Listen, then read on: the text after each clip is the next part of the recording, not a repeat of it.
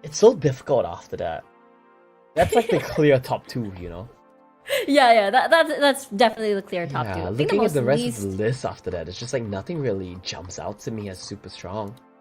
Yeah, I do think, however, Lulu Tristana would make a very scary duo versus if you put Corky Lulu instead. Nah, Tristana. You actually get hyper carries if you play Lulu Tristana. Yeah, exactly. It's so rare, but yeah. You rocket jump and then you ult and then you got knocked off and you start yeah, explode basically. Yeah, look at us. You're crafting the potential. Yeah, meta. we are full try hard. Yeah, like forcing something, forcing like a close comp to work in like a stage like this. Yeah. Well, there we go. Here we go. It is a stage fighting for the Ionia Cup trophy for 2023. The prize pool of 100,000 USD plus. And as well as, of course, bragging rights for winning Ionia Cup for this year. Last year, it was Nova Esports that won, with Long being the MVP. That could change now with the bigger, with the region, other regions now joining the fray. I feel like some of the people in the crowd are playing Wild Rift while waiting. I don't know, like he's taking a video probably, but some of them were holding their phone sideways, and I assume they were playing. Imagine playing Wild Rift like that, like holding your phone up to do it. My wrist would die. It reminds me of like how some pro players in Valorant tilt their monitor from a better angle. Yeah, like I It's like get that. it and all, but like, man, that cannot be comfortable. You're yeah, it looks painful to definitely play that like period. Picnic in the park, watching Wild Rift. Hope you guys are having a good time there.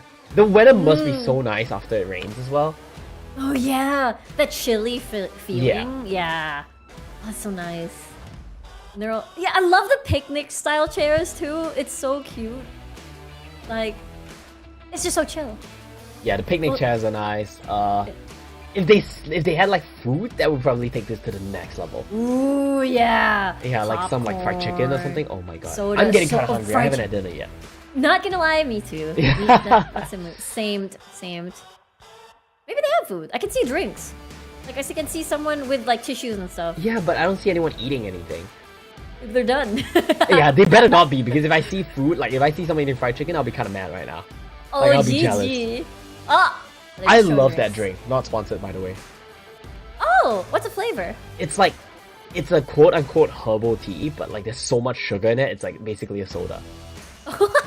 So it's fizzy. Not really. It's not fizzy, no, but like it's just a sweet herbal tea, basically. Oh, okay. That does sound yummy. Like when I was a those kid, kind of drinks. quick little tidbit, when I was a kid growing up and like we went out to eat like Chinese food, I Uh-huh. would think like, I'm so cultured because I love tea, but it's only because I Uh-huh. added so much sugar into it, I was basically drinking like sugar water. So Oh I don't my actually like God. tea. Okay, that's the story. Yeah.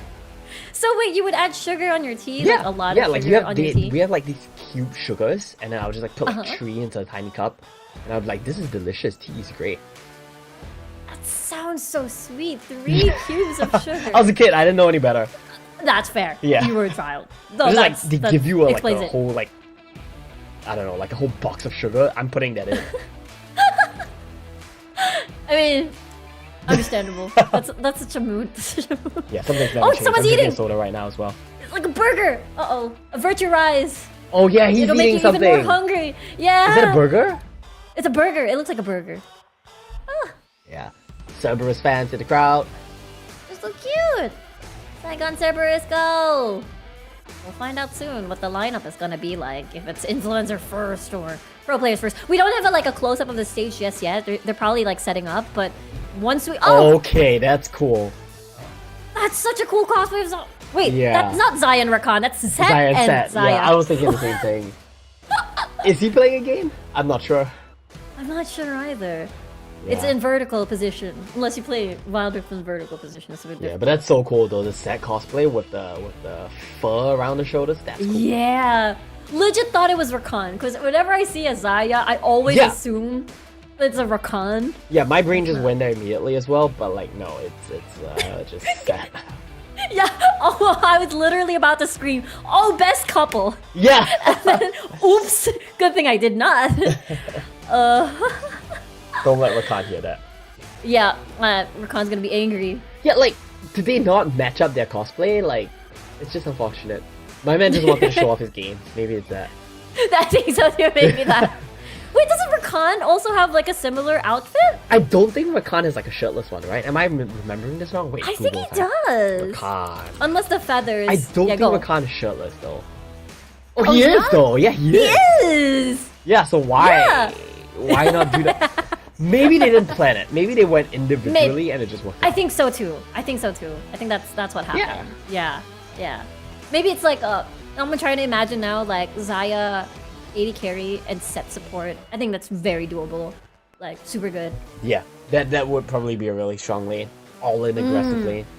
Yeah. There was a point where like set support was like so dominant in League of Legends that when you played against set support, you had to take cleanse because he was gonna flash EU level 1 and you had to cleanse that or you would die. Oh yeah, absolutely. That one's painful. Like it was fun. Easy it setup. was fun for a while.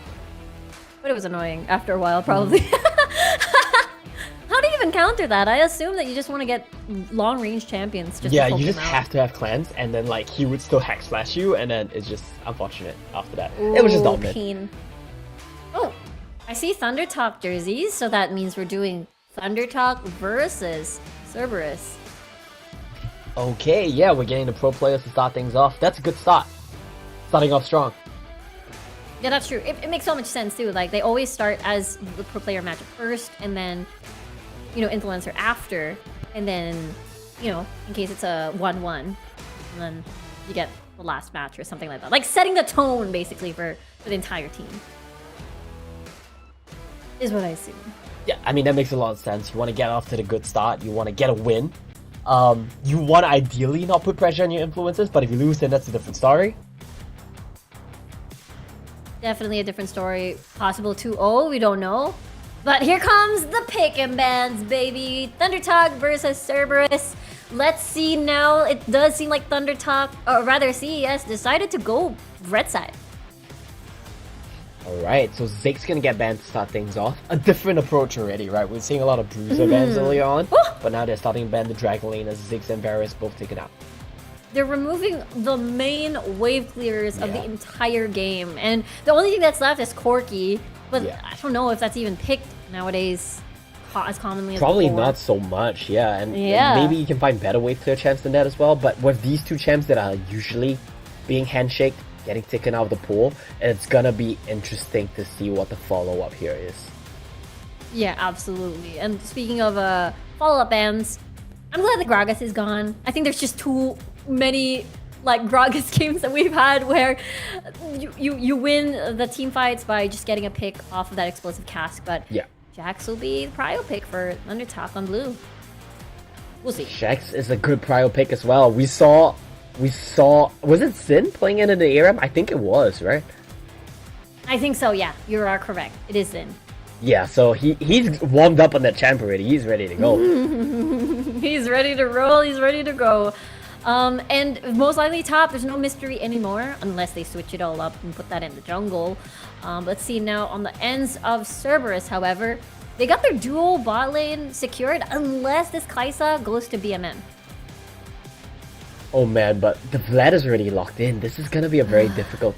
I don't know, like you see Jax and Vlad and it's just immediately like these two hyper carries are up already. How are you gonna deal with their scaling? That's a good question because honestly speaking, the only matchup we've seen against Vladimir is just the Lucian. That's the only and I don't matchup think that that's a we've good seen. counter, so... Yeah, it's not. Yeah, so it's gonna be Maybe interesting. we'll see something different. Oh wow! You got the Galio too? That's pretty good. Yeah, it's starting to look like a good comp. You've got a lot of dive-in potential. When the Jax is split pushing, your Galio can fly to him as well. There's a lot of good things going on the board here. Oh, there's your Kassadin. The champion that you mentioned against the Vladimir from earlier. Okay, yeah, this has been getting banned all the while today. It was previously banned on on second phase, while Vladimir was getting third pick from red. So this means that they will get a counter pick, and now we get to see what I think every team here has deemed to be the black counter pick because it was getting banned away every single game. Now we're gonna see it in action. Let's see if it actually works.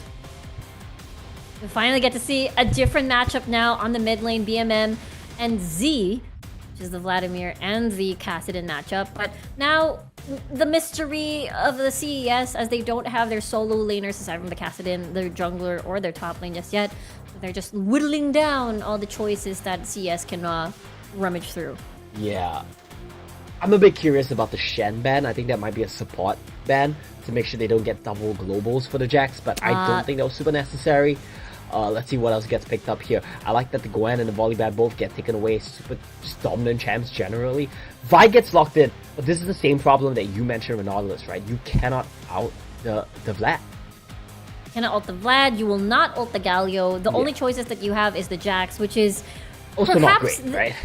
It's not super great because he's probably busy somewhere else off of the map doing split pushing, and you want to put the Vi alongside your team is set up for an engage. Interesting though, Camille. Yeah, so that's interesting. So it's probably going to be a Camille jungle, but that's the combo you talked about. They've got the Camille Galio combo ready to all in. None of these champions are champs that Vi really wants out right now, so it's a very tough situation, I think, for Y1 to start things off with.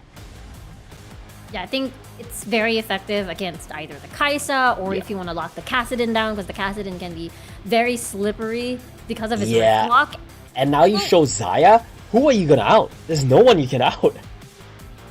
What? Yeah, this is so tragic for Y1. This is so sad to look at. Yeah, it's a really tough situation to be in. Riven top or Taco? Yeah, it looks to be a Riven top for Taco. That's going to be Riven into Jax. Very explosive matchup. Both junglers will want to make their impact felt there. Vi definitely stronger in the early game, despite his out having much less value this game. It's going to be interesting, yeah. And we got Kai'Sa, Xayah in the bot lane. We get an explosive bot lane duo as well. Let's see how things go. I'm still trying to think in a situation how Y1 is able to maximize the Vi's ult here, because just as we were talking about, there's really no particular target. The only one that is quite vulnerable is literally just Xin on this Jax, and I can't imagine it being used to just hold him down when he's trying to split push, but that's not what you want. That means you're playing into the hands of ThunderTalk if you're actually trying to deal with a split pusher instead of the rest of the map. So yeah, I would say just based off how this draft went, ThunderTalk have a very strong split push. They have a very strong side lane combo. Whereas on the other side, we have... Well, I say that, but their team fighting is going to be good too. It's going to be a strong team fighting combo overall as well. Just, their comp kind of does everything. Oh yeah, absolutely. There's just a lot of, what do you call this, raw power. There's also scaling team fight-wise with the Kai'Sa. There's the peel coming from that Alistar. As we take a look at the logos of the teams, ThunderTalk over here on your blue side. And of course, against them is going to be Cerberus Saigon. It's going to be an explosive matchup for sure on our second series of the day. So let's head on over soon towards the Rift.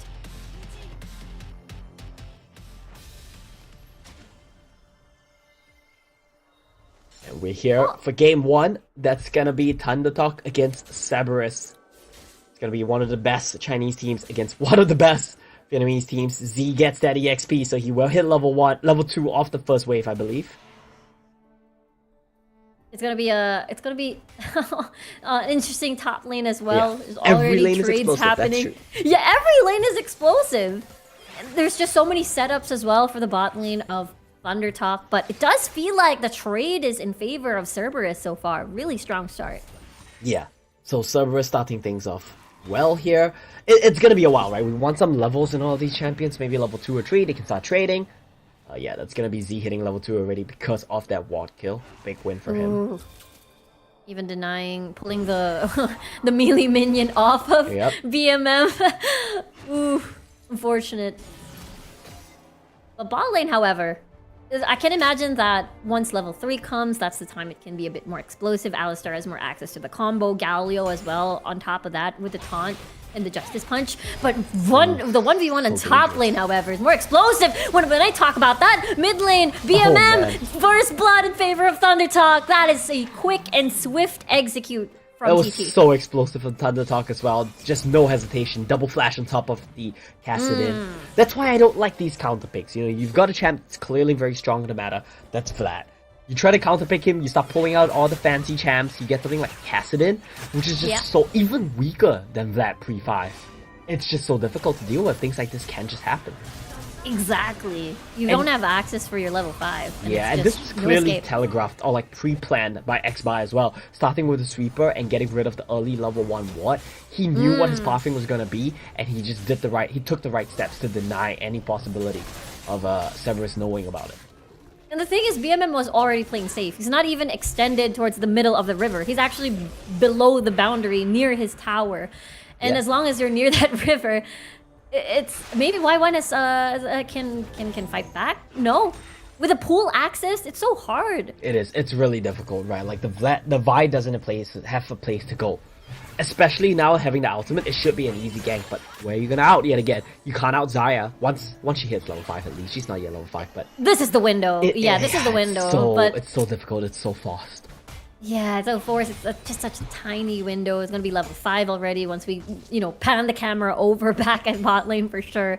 And just as we talked about in the pick and ban phase, now it's just top lane where you can have access towards. Unless you land a silence, maybe onto Z, and then you go into the Vi ult. But it's so still, after that situational expires. Though, right? It's so situational. All these Yeah. tiny windows. Okay, well, let's see. The Vi needs to make something happen soon, ideally by the first objective spawn. So Dragon's gonna be up in a bit. We might see the lanes get swapped, but given the fact that none of these AD carries are super great at wave clear, we might just see standard laning continue. So far, however, top lane does feel like Xin is winning that 1v1 so far. So He's edging out advantages, and he definitely outscales as well, so... Yeah, which is difficult for Taku, especially it's a possible setup for a possible dive, but look at this double knock-up from Akeno. SMY, super duper low, force the justice punch out of there. Oh, very he used tanky the out. He just used the out for a trade onto SMI. Why? That's interesting. I don't think he'll have it up for the first objective spawn, so that might be a bit tricky for him. Ooh, Z doesn't get the cancel. Doesn't get the cancel, able to... It was an attempt, it was definitely an attempt, so he's able to... Z has to fast push this wave and see how he can get the items back, because in 20 seconds, more or less, Dragon's about to spawn. Yeah, Dragon's about to spawn, that's Did he not go home yet? He hasn't. I think we might see Thundertalk just handshake the first objective, but look at Z, he's just like destroying the mid lane right now. Yeah, doesn't need to go home, I suppose. Yeah, full HP, with that damage, sustain. He does get the sustain, and while there is no vision on this... Okay, there is. Z knows that Y1 is there.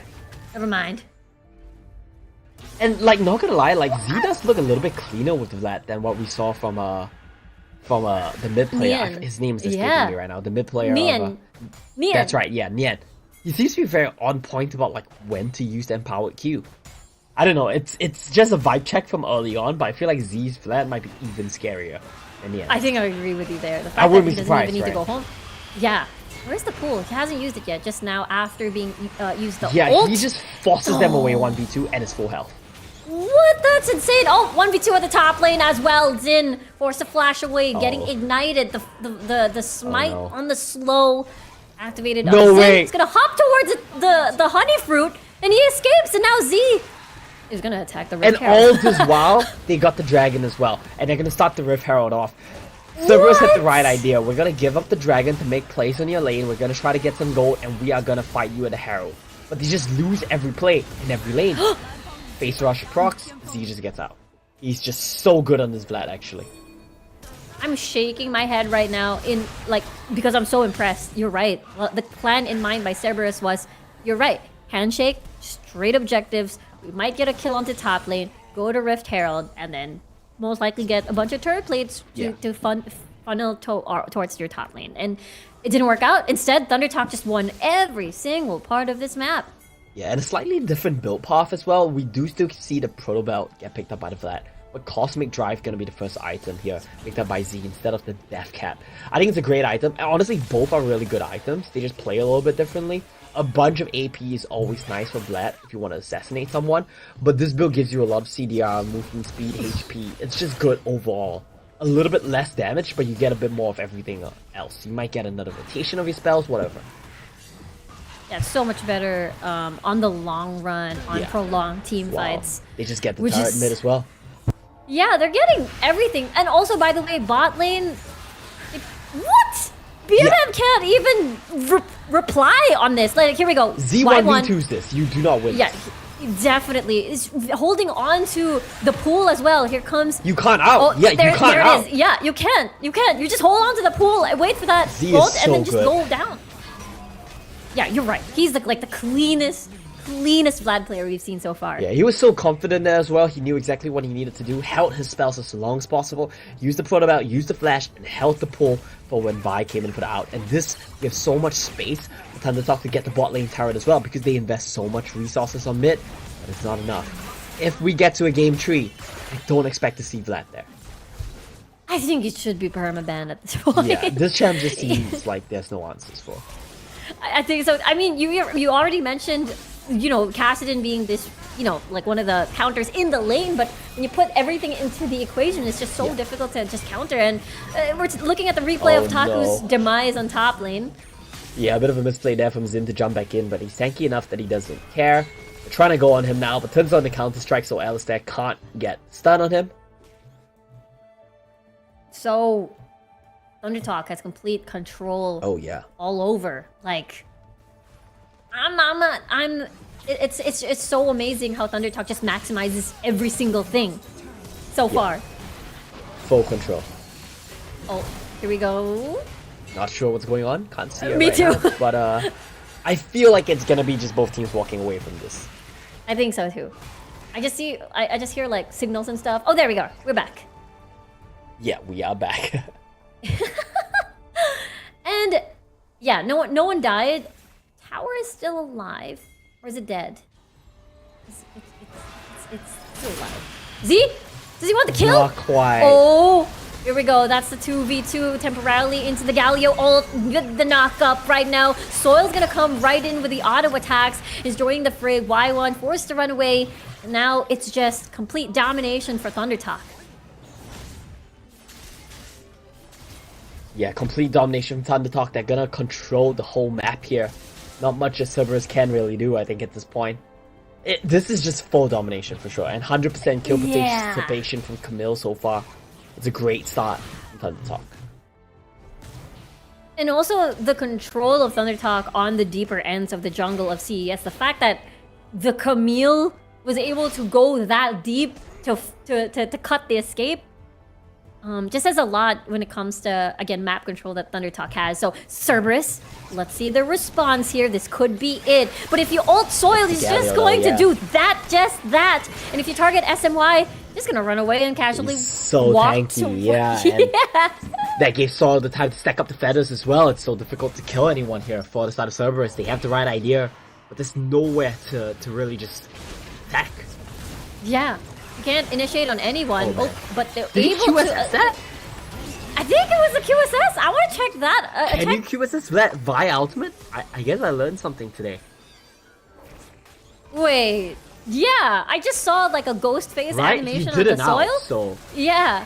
Wow, Anyway, Hextech ultimatum with the double stun.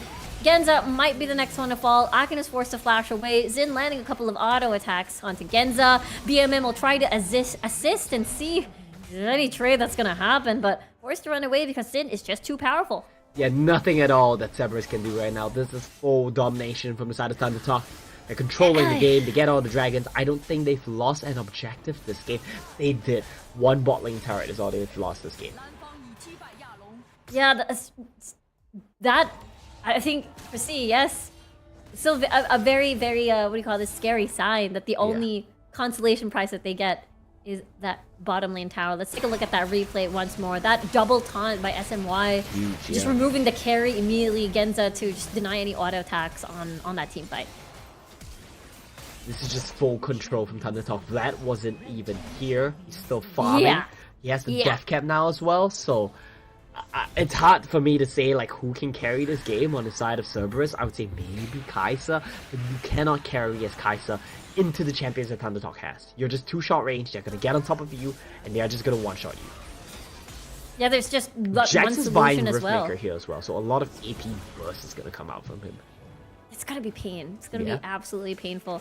And I guess the fact on a wider perspective on CES, SMY still gonna hide towards the brush. That could be a potential, you know, a lot of taunts, but he will fall down right now. Look at Z. Look at this flank. He's going right in with the proto belt. He's just demolishing everyone in the ends of CES, actually, but he's to take care of that stun, and now he is gone. Soil is landing a lot of auto attacks on the ends of ThunderTalk. This is still pretty much very doable 3v2 situation. There's the QSS. There's the root. Y1 is so low. Zin is going to go fall back in. The stun, the auto attacks, and BMM wins that team fight for Cerberus. Kassadin is here. I guess I completely forgot about Kassadin. Who's gonna carry this game?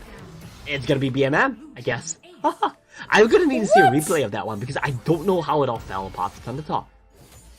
I think Vlad got stunned by Taku. Vlad didn't get a good combo off, but how did everything else fall apart? Okay, they just one shot. Galio. No taunts available, no CC available. There's a stun. Okay. After that? Yeah, he used the pull a little bit too early because Taku put so much pressure on him, and BMM's damage is online, And everyone from Cerberus pretty much kept doing the team fight juggle where, okay, I'm using all my skills, I'm gonna back away first, really far away, and because Kassadin is so mobile at this point and has probably have a lot of mana pool, you keep rift walking back and forth and just have your cooldowns back up once you're in the fight again. Kassadin is really close to level 15. I think that's the equivalent of the level 16 Kassadin where you get like 3 points in your ultimate. He's gonna want to farm for that. He has like 2 points in it right now, so he has very short cooldown on Rift Walk already.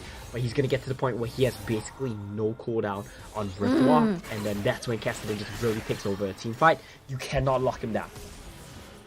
Oh yeah, absolutely. He's just going to keep zapping away and being out of sight, out of mind. Yeah. So how can you hold him down? Maybe if you hold him down immediately using the Hextech ultimatum, but I can't imagine he's not really a prio target. I feel like they really want Genza first. Yeah, Genza or him, but I feel like BMM already has the Jonias. Yeah, he does have the Jonias already, so even if you Hextech ultimatum him, that's such a big counter to it. He just goes golden for the entire duration. Exactly. It just silences everybody inside that big pool. Unless you stun lock with a Galio ult, but it's like, is it really worth investing so much? Maybe yes. Yeah, if you can kill him, but I mean, I gotta remind you, like, ThunderTalk do still have a really big gold lead, like 7,000 up. Yeah, that's true. So, you know, they do still have many tools to carry. A better team fight from Z, a better team fight from XBuy, and things could just easily turn around. Yeah, I think the biggest difference factor is that Z didn't have the best combo in that flank. I mean, it was coming. It was there. It's just that Cerberus just scattered and make sure that they weren't clumped together inside that jungle. To get him, like, to check it. Oh, okay. Just a tickle. Just a tickle there on the Zin. He's tanky enough right now. Yeah. He's pretty much farmed up. Really good 1-3-1 on the ends of ThunderTalk as well. Just so annoying, I suppose. This is the cue for ThunderTalk to slow down, right? Like, losing one team fight, they're like, okay, we can't really flip the game like that anymore, JK! Oh! There's the Y1 removing the jungler, but there SMY as well. Yeah. A lot of flashes burned, but Y1 is so low. I don't know if he's prepared to even challenge this dragon. Here comes the potential 5v5. There's a double knock up by Akino, and SMY with a one-man taunt. Taku in the backline trying to make sure he 1v1s Zin. So technically it's a 4v4 at this point, but Y1 Akino super low right now. So ThunderTalk is trying to win this team fight so far. And look at all the low health bars at this point. There's 3 fights going on right now. No one wants to die, and it is Y1 falling first. BMM. And look at this Cerberus. Cerberus is juggling this fight so well. Genza, their carry, is still pretty much alive. They can make chase. They can actually dash in. They're trying to get the waves down. XBuy is actually getting a kill onto Akino and is able to run away with it as well. There's the sweep. There's the knock-up and the double man taunt. Z coming from the flanks with a double man pull, blood everywhere. And that is Cerberus, and that is ThunderTalk rather, winning that team fight. I think Cerberus definitely overstayed their welcome there. They had a good enough team fight. They didn't win it, but they didn't lose it. They needed to just back away. Now BMM, last man standing. He can't defend this turret. Will save the game, but that's all he does right now. 11,000 gold lead. It's still expanding for ThunderTalk. Yeah, Thunder Talk has an immense lead right now, and let's take a look at that replay and how it all started. Yeah, it looked good for a second here, right? Like Thunder Talk. Yeah. They didn't have key ultimates, they didn't have the Camille and the Vlad out, but this fight just keeps getting dragged on, and it looks like Thunder Talk is winning it. But Genza comes in for a big play here onto the back line, splits the fight up, and BMM couldn't get a reset, he couldn't get a kill, he couldn't find a pick. And then this was where it kind of all went bad. Akino and Genza overstayed their welcome. It was clear that BMM and Taku wanted out, but Genza full health felt confident. Akino didn't have the health though. And Zizao comes back up, just cleans house. Yeah, that's true. It felt like there were diverting decisions there where I thought BMM died in that fight. I thought that fight was so overextended that BMM died the first few seconds of that team fight, and then he revived already. But I guess it was him coming back to safety. He just went home. He had enough of this. To his credit, though, Genza did so much damage that fight. He tried his best. Yeah, he really did. He survived for that entirety of that tussle, and that's most likely why it did feel like they could go for more. Here we go. It's the same position where they all fought from earlier, but the dragon is no more. It's going to be Elder soon, but Baron is already pretty much up and running. Yeah, Baron's going to be the next big objective. Xbai is trying to find engages here. Yeah, that's a bit too close for comfort for both teams, actually. Elder gets started off. Cerberus are pulling away, but you can't pull too far away here. This is going to drop so fast. They do have vision for it, thankfully. They do have vision, but they don't have any idea that SMY is here. They lock down the jungler, and he is gone. And the Elder Drake will reset for a little bit. There's the Galio ult coming through. Will not get a knockdown because of that stasis, but so far so good for the hands of Thunder Talk, as Xin will eliminate Taku, and Akino and Genza are running for the hills, and Thunder Talk has complete control over this Elder Drake. And even the Nexus, probably. That was just such a great setup there. It shouldn't have been Y1 checking it. I feel like Akino needed to be one face checking there. Just the chain CC on the Vine couldn't do anything. It was a good attempt at CES, but here we go. They look for the end. They're looking for the end as Genza is the only one left and is eliminated. And there we go. Thunder Talk wins the first game of this BO3 series. It looked a bit shaky there at some point. Cerberus were close to coming back. They won a team fight, nearly won a second, but Thunder Talk just maintained their composure. Did what they had to do, camped the choke point into the Elder Dragon, threatened it, got the pick, and won the team fight. And it did feel like, just as you said, a chance for Cerberus to come back from that. It felt like there were so many opportunities. Well, not so many. I mean, there were that team fight. There were opportunities. It felt like a closer game, but at the end of the day, there wasn't any solution to actually put Z on a tight leash. Like, he was just had full control over his lane, and even once he unlocked his lane, he's practically everywhere. You had to fear for Z chasing you down if you're overextended or something. Yeah, and a lot of it just comes right back to the counter picks again. Jax was first pick, blind. Vladimir was second pick, blind. You had your choice of counter picks into these champions, but they're just so strong that your counter picks don't really matter. And I feel like going to the next game, you might want to ban some of these champions away instead of banning away. I'm not sure if they ban away Varus or was it Ziggs. You need to ban these champions away, maybe. It's just such a difficult situation. They banned two, actually. Yeah, it's just a tough situation to be in, but I feel like Vlad has no counters right now. I think, just ban it. Just ban it. Bad Vlad, please. I think the first time we saw Vlad ever on this stage was because of Nian, right? Yeah. And after we saw that, just that one game, it felt broken, right? Like just from that one game. Yeah, it felt like so powerful from just that. Yeah. But imagine when we saw Z, I super agree with you. I think he has one of the cleanest Vladimir in lane. In the so team far. fights, it might be like a team issue, like that they didn't set up that well for him, but it wasn't as clean in team fights, but his laning was so good. He can 1v2 anyone. Yeah. We saw that. Like, they really had a difficult time. And also because of the draft, like, that pool is just such a good window to counter any single target setups. Yeah, so... the Vi pick, I'm a little suspicious about. I feel like they just kind of ran out of jungle options there, and they're like, oh, what do you want? Just spam Vi. It was not a great pick in that scenario, for sure. I think so, too. I think so, too. I do have a, let's take a look at the stats, however. I was going to ask a question. If it's a Jarvan, of course the pool can go over the Yeah. Cataclysm, right? Like, it just really doesn't matter. Yeah, I don't know. I just feel like Jarvan might lack the power. Maybe they just needed something that's like strong in the early game. That's Maybe fair. like a Lee Sin. I'm not exactly sure as well. Like, I don't know what the best pick here is. There were a lot of bans. And I also feel like another thing is you shouldn't be able to get Jax and Camille on the same team. If you pick one, the other team should snatch the other. So maybe Cerberus should have played Camille jungle themselves here. Yeah, that's true. I mean, it operates similarly to a Vi, where you have a single target lockdown with that Hextech ultimatum, and it's overall too powerful. Oh, it's X-Buy on the Camille. Yeah, I can see that. His early game was good. He controlled the map, he got the ganks where he needed to, and he wasn't afraid to engage for his team. You always saw this guy hookshotting over walls, just going in, knowing that his team would follow up, and I feel like that's good. Yeah, I think so too. Like, X-Buy was very felt in all phases of the game, securing every single, every single objective, and as well as, don't forget, being the deliverer of the Galio ult as well. They onto messed the up that backline. combo though. Like, the Galio was right out on the Camille, he out on the Vlad instead. I saw that. Really? But they didn't win the game, so it's fine. Anyway, yeah, they still won. Like, it really doesn't matter at the end of the day. But of course, that concludes game number 1. This is a BO3 series. So up next, we're going to have influencers versus influencers, the Wild Rift Boys versus BMG. So before we head on over to game number 2, we're going to head on over first to a short break. So don't go away.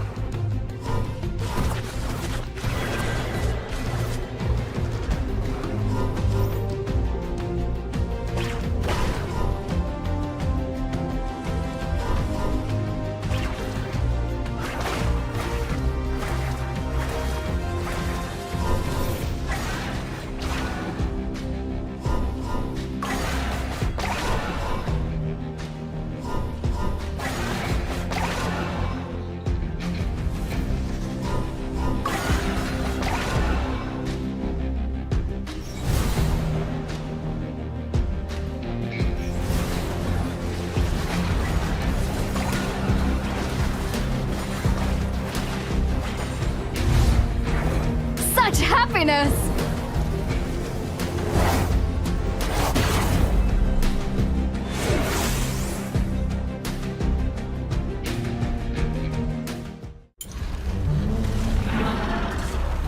Name's Horn. No further pleasantries needed.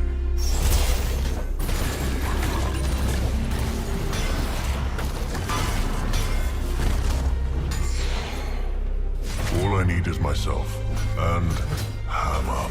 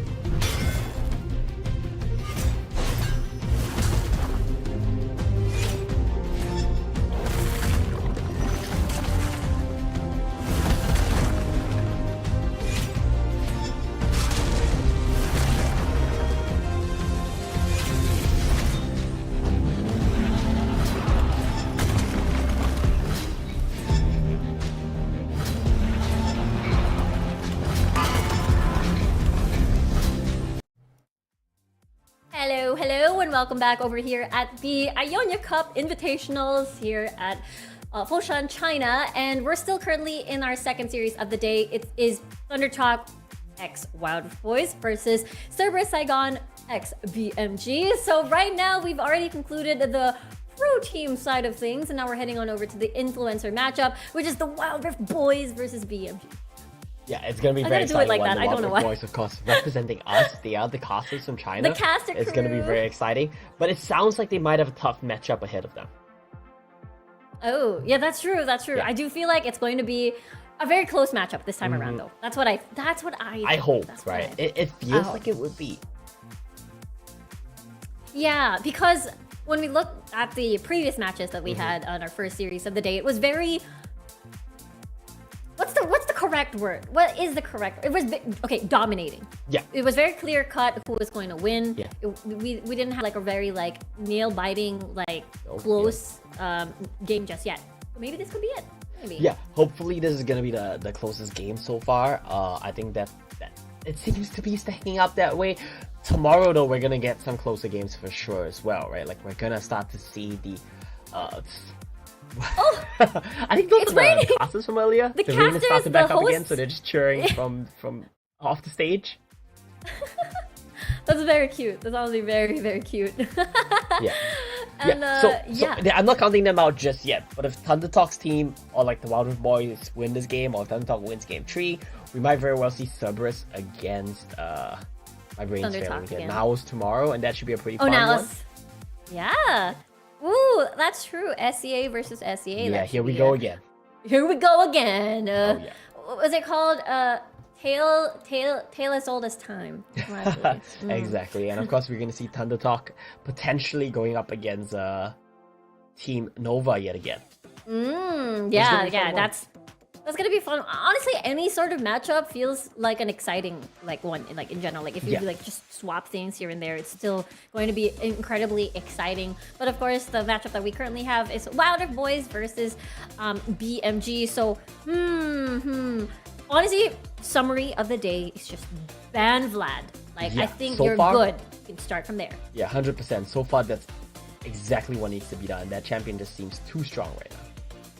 And I think a lot of the teams are using this opportunity to find a tech or just try to check like what the limits are when it comes to like Vladimir on the stage. So that's why they brought out the Kassadin. Like maybe it's gonna work, and apparently it doesn't work. Even if it's a counter on paper on the laning phase, nuh-uh, it just doesn't work. You've got the early game counter Lucian, didn't work at all. You've got the late game counter Kassadin. It didn't work at all, but like he had some nice moments out of lane, so I guess there was that. It's slightly better. If Lucian was like a D, this is like a C, but still these counter picks are not really working. I feel like better pick Cass is probably the option. We might just get to a part where teams just give up and Cass is just like first pick, first ban. Yeah, I think so too. I think just pick it up. If you're not planning to play it, just ban it. And we're back on the stage here. As you can see, it is raining, and a lot of the the crew, the broadcast talents, as you can see, also they're saying hello to the camera and having signs up. So cute. Having a bit of fun there while they can in this rain. Love the energy. And here we go. It is going to be the Wild Rift Boys versus BMG. Again, Wild Rift Boys are the caster crew over at WRL and WRT, so it's going to be, they're representing us casters who who loves casting, but also would love to play on stage as well. Yeah, we want to have a chance at the big, at the trophy too, at that prize pool too. Yeah, exactly. Yeah. So this is going to be a fun one for sure. Show us what you've got. Yeah. It's going to be an exciting one for sure. We see them doing some settings, doing some last minute preparations before we go into game. I like that the jerseys of everything, I think they've made like the jerseys at the same place, right? Or like it was provided by this event for the influencer teams, because they all like kind of look the same. Just different color scheme. Yeah, you're right. I just noticed that one too. I think we saw the pink one and the yellow one now as well. And this is the blue one for the Wild Rift Boys. Yeah, and the green one as well, right? It's like the Power Ranger colors. Oh, that's so cute. Yeah, I just noticed. That's nice. That's cool. Really... It looks good. We like it. Cool. So, let's see how this one plays out. It should be a very close game. As long as we get an exciting game, I'm fine. Might go to a game 3 yet again. Same. We'll have to see depending on the draft, because it does feel like so far what we've assessed and have witnessed, the games have been very has been, what do you call this, predictable on what the outcome is going to look like based on 100%. the draft. So far at least. We haven't been wrong yet in terms of prediction based on the draft. I feel like the games have been kind of predictable so far, but we are going to pick some bans now, and this should be the most intense one yet. Not to jinx it, but it should be exciting. think it sounds like it. I do feel like it's gonna be the one, and it depends on the bans. If it's gonna be a Vladimir Open once again, maybe it's gonna be the same story. Yeah, well, let's see. Maybe these teams don't play Vlad, you know? Maybe because it's like influencer teams, they don't have as wide of a champion pool. Maybe Vlad's not even gonna be picked. Let's see. Oh, thank JK you so much. Yeah. I'm so happy to see a different mid lane matchup. Just no unless Vlad it's gonna today, be just please, yeah. yeah, just no. Unless we're gonna be seeing just the usual wave clear champions on the mid lane. I kind of want to see like Akali Irelia or something like that, or a Zed. Yeah, show me something fancy, right? Yeah, show us something fancy. Let's see it. Let's go. The bans are good so far. Like, these are the champions that I would diagnose as like the most broken champs right now. Don't get scammed, Riku. Don't get baited. He hasn't locked it in yet. I want to celebrate They early. always lie to you. That's true. That's true. It's blinking. You see, it never is. I'm just You're jaded. right. The Hubba that's Vayne true. picks, they're always a scam. Vayne never gets locked. That's fair. It's similar to like Teemo. Yep. Hovers and It's one of those fan don't service do it. picks, yeah. Oh well, we'll see Vayne another day. But it is Kaisa. It is still a hyper carry. But you know, there's that mystery involved, and there's the Ziggs. I really love like that the Kaisa animation. AR. Yeah, It's so cool. Yeah. it's so pretty. Feels so real. It seems like both teams are just kind of drafting meta right now as well. Ziggs, Yeah. as well as On, just definitely strong champions in the meta. It's a good showing too. Like that means everybody can play everything what the coach thinks is Yep. like, oh, you gotta play this, let's ban this.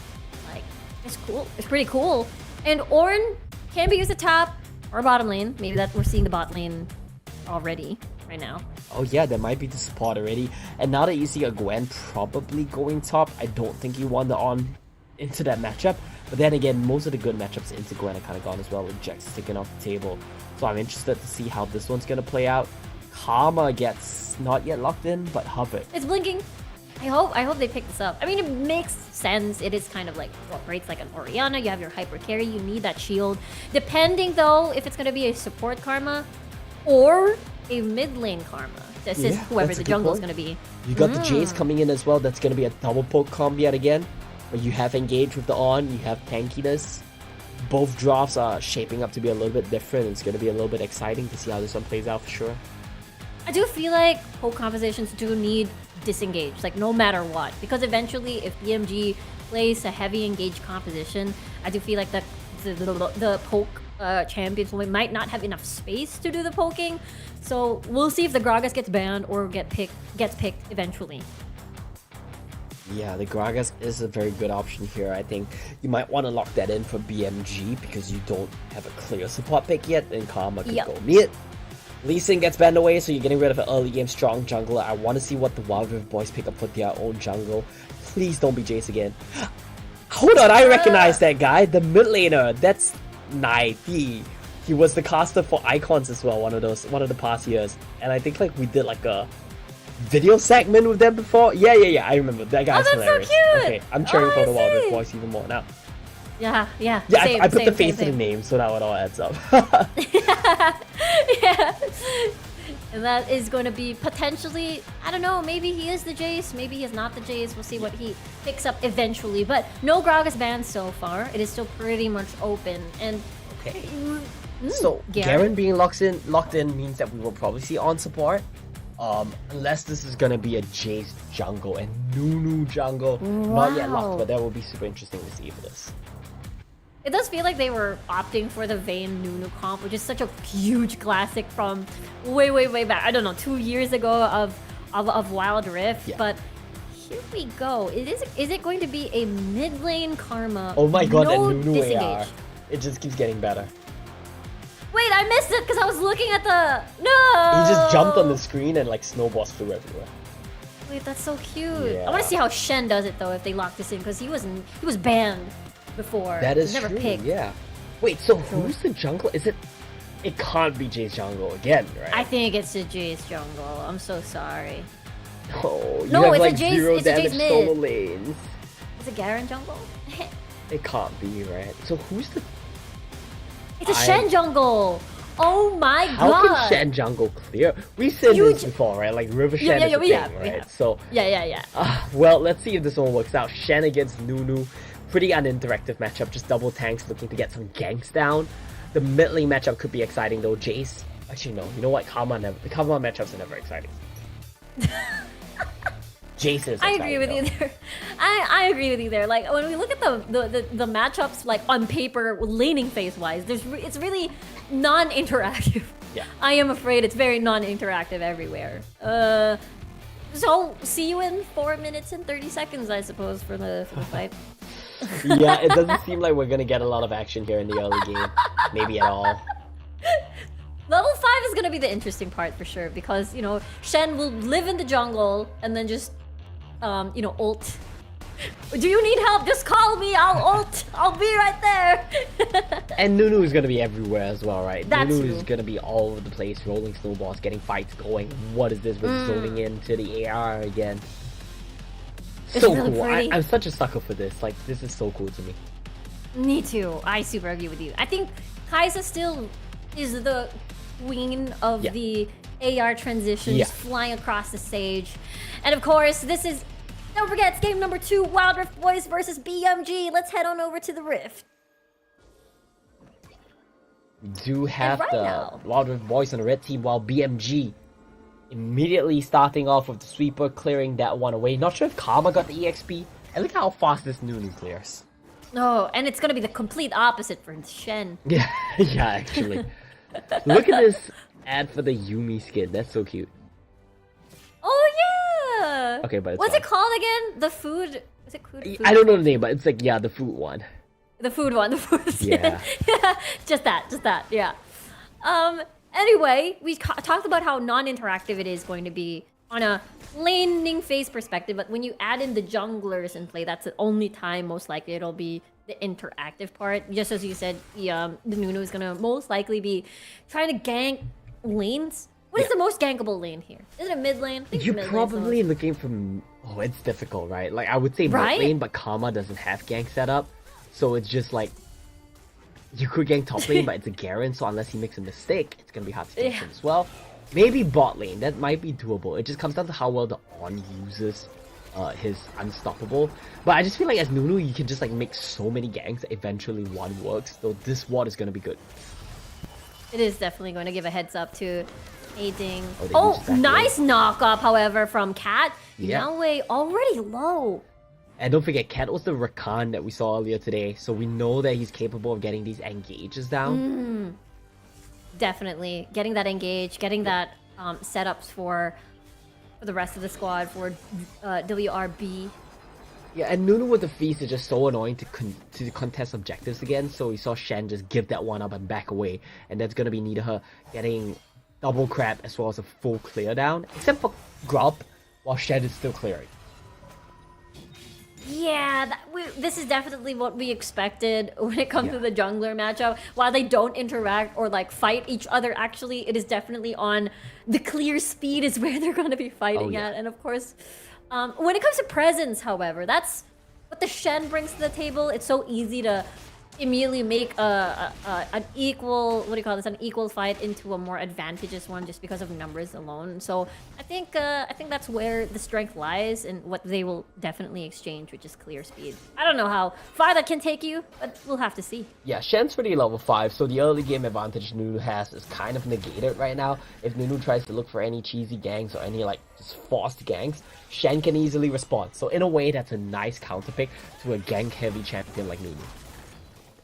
You're right, and the time is about to be up. That pre-level fight that we keep talking about is gone, and so therefore this is pretty good, at least for the side of Wild Rift Boys. I mean, the fact that they made every lane ungankable is also very tough for Nita in general. Nunu going for a bit of a cheeky invade here. That's something you can do as Nunu against Shen, and just as Nunu in general, right? Just chop down on the big raptors. No counterplay there. Just get that one, Just get out. nom nom. Exactly. So I guess it's okay. That's an exchange that they'll happily take. Nice knock up there into the ult, however. There's the Shen ult coming through. And that's the knock up as well. Wow. That's Yanwei in trouble and Yanwei down. And that is the power of the Shen that we talked about. Yeah, I think aiding is just calling like, take any fight you can. Just fight. I will be there to save you. And He definitely did, right? Like, it looked like a bad trade. It looked like BMG would be able to get away with that one.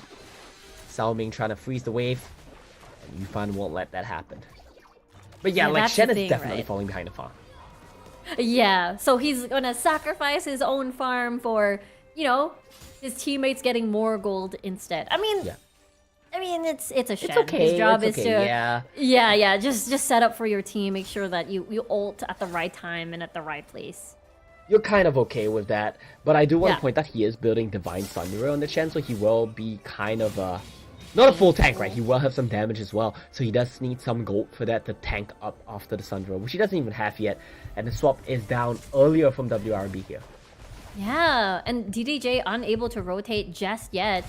We're already past the 4-minute and 30-minute mark, and therefore, I don't know why I'm looking at the time while I say that, by the way. Like, I'm looking at my watch, it doesn't matter.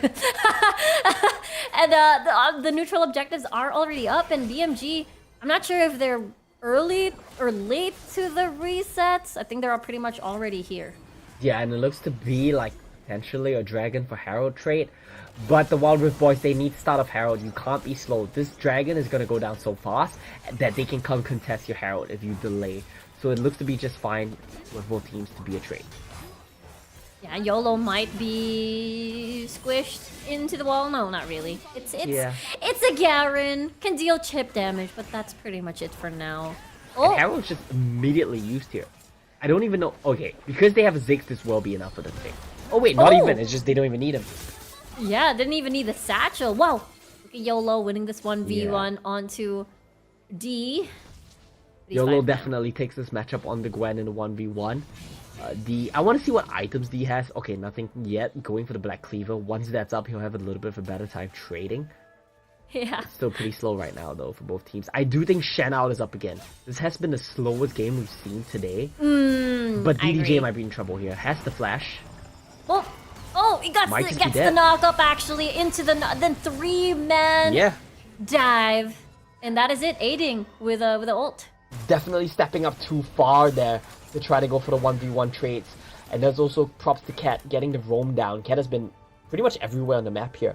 No Shen ultimate. If they go for a dive onto D, this could be a bit tricky. Here we go, D. Still has a lot of HP at least, so that's pretty good. Trying to clear the wave so that the tower goes towards them.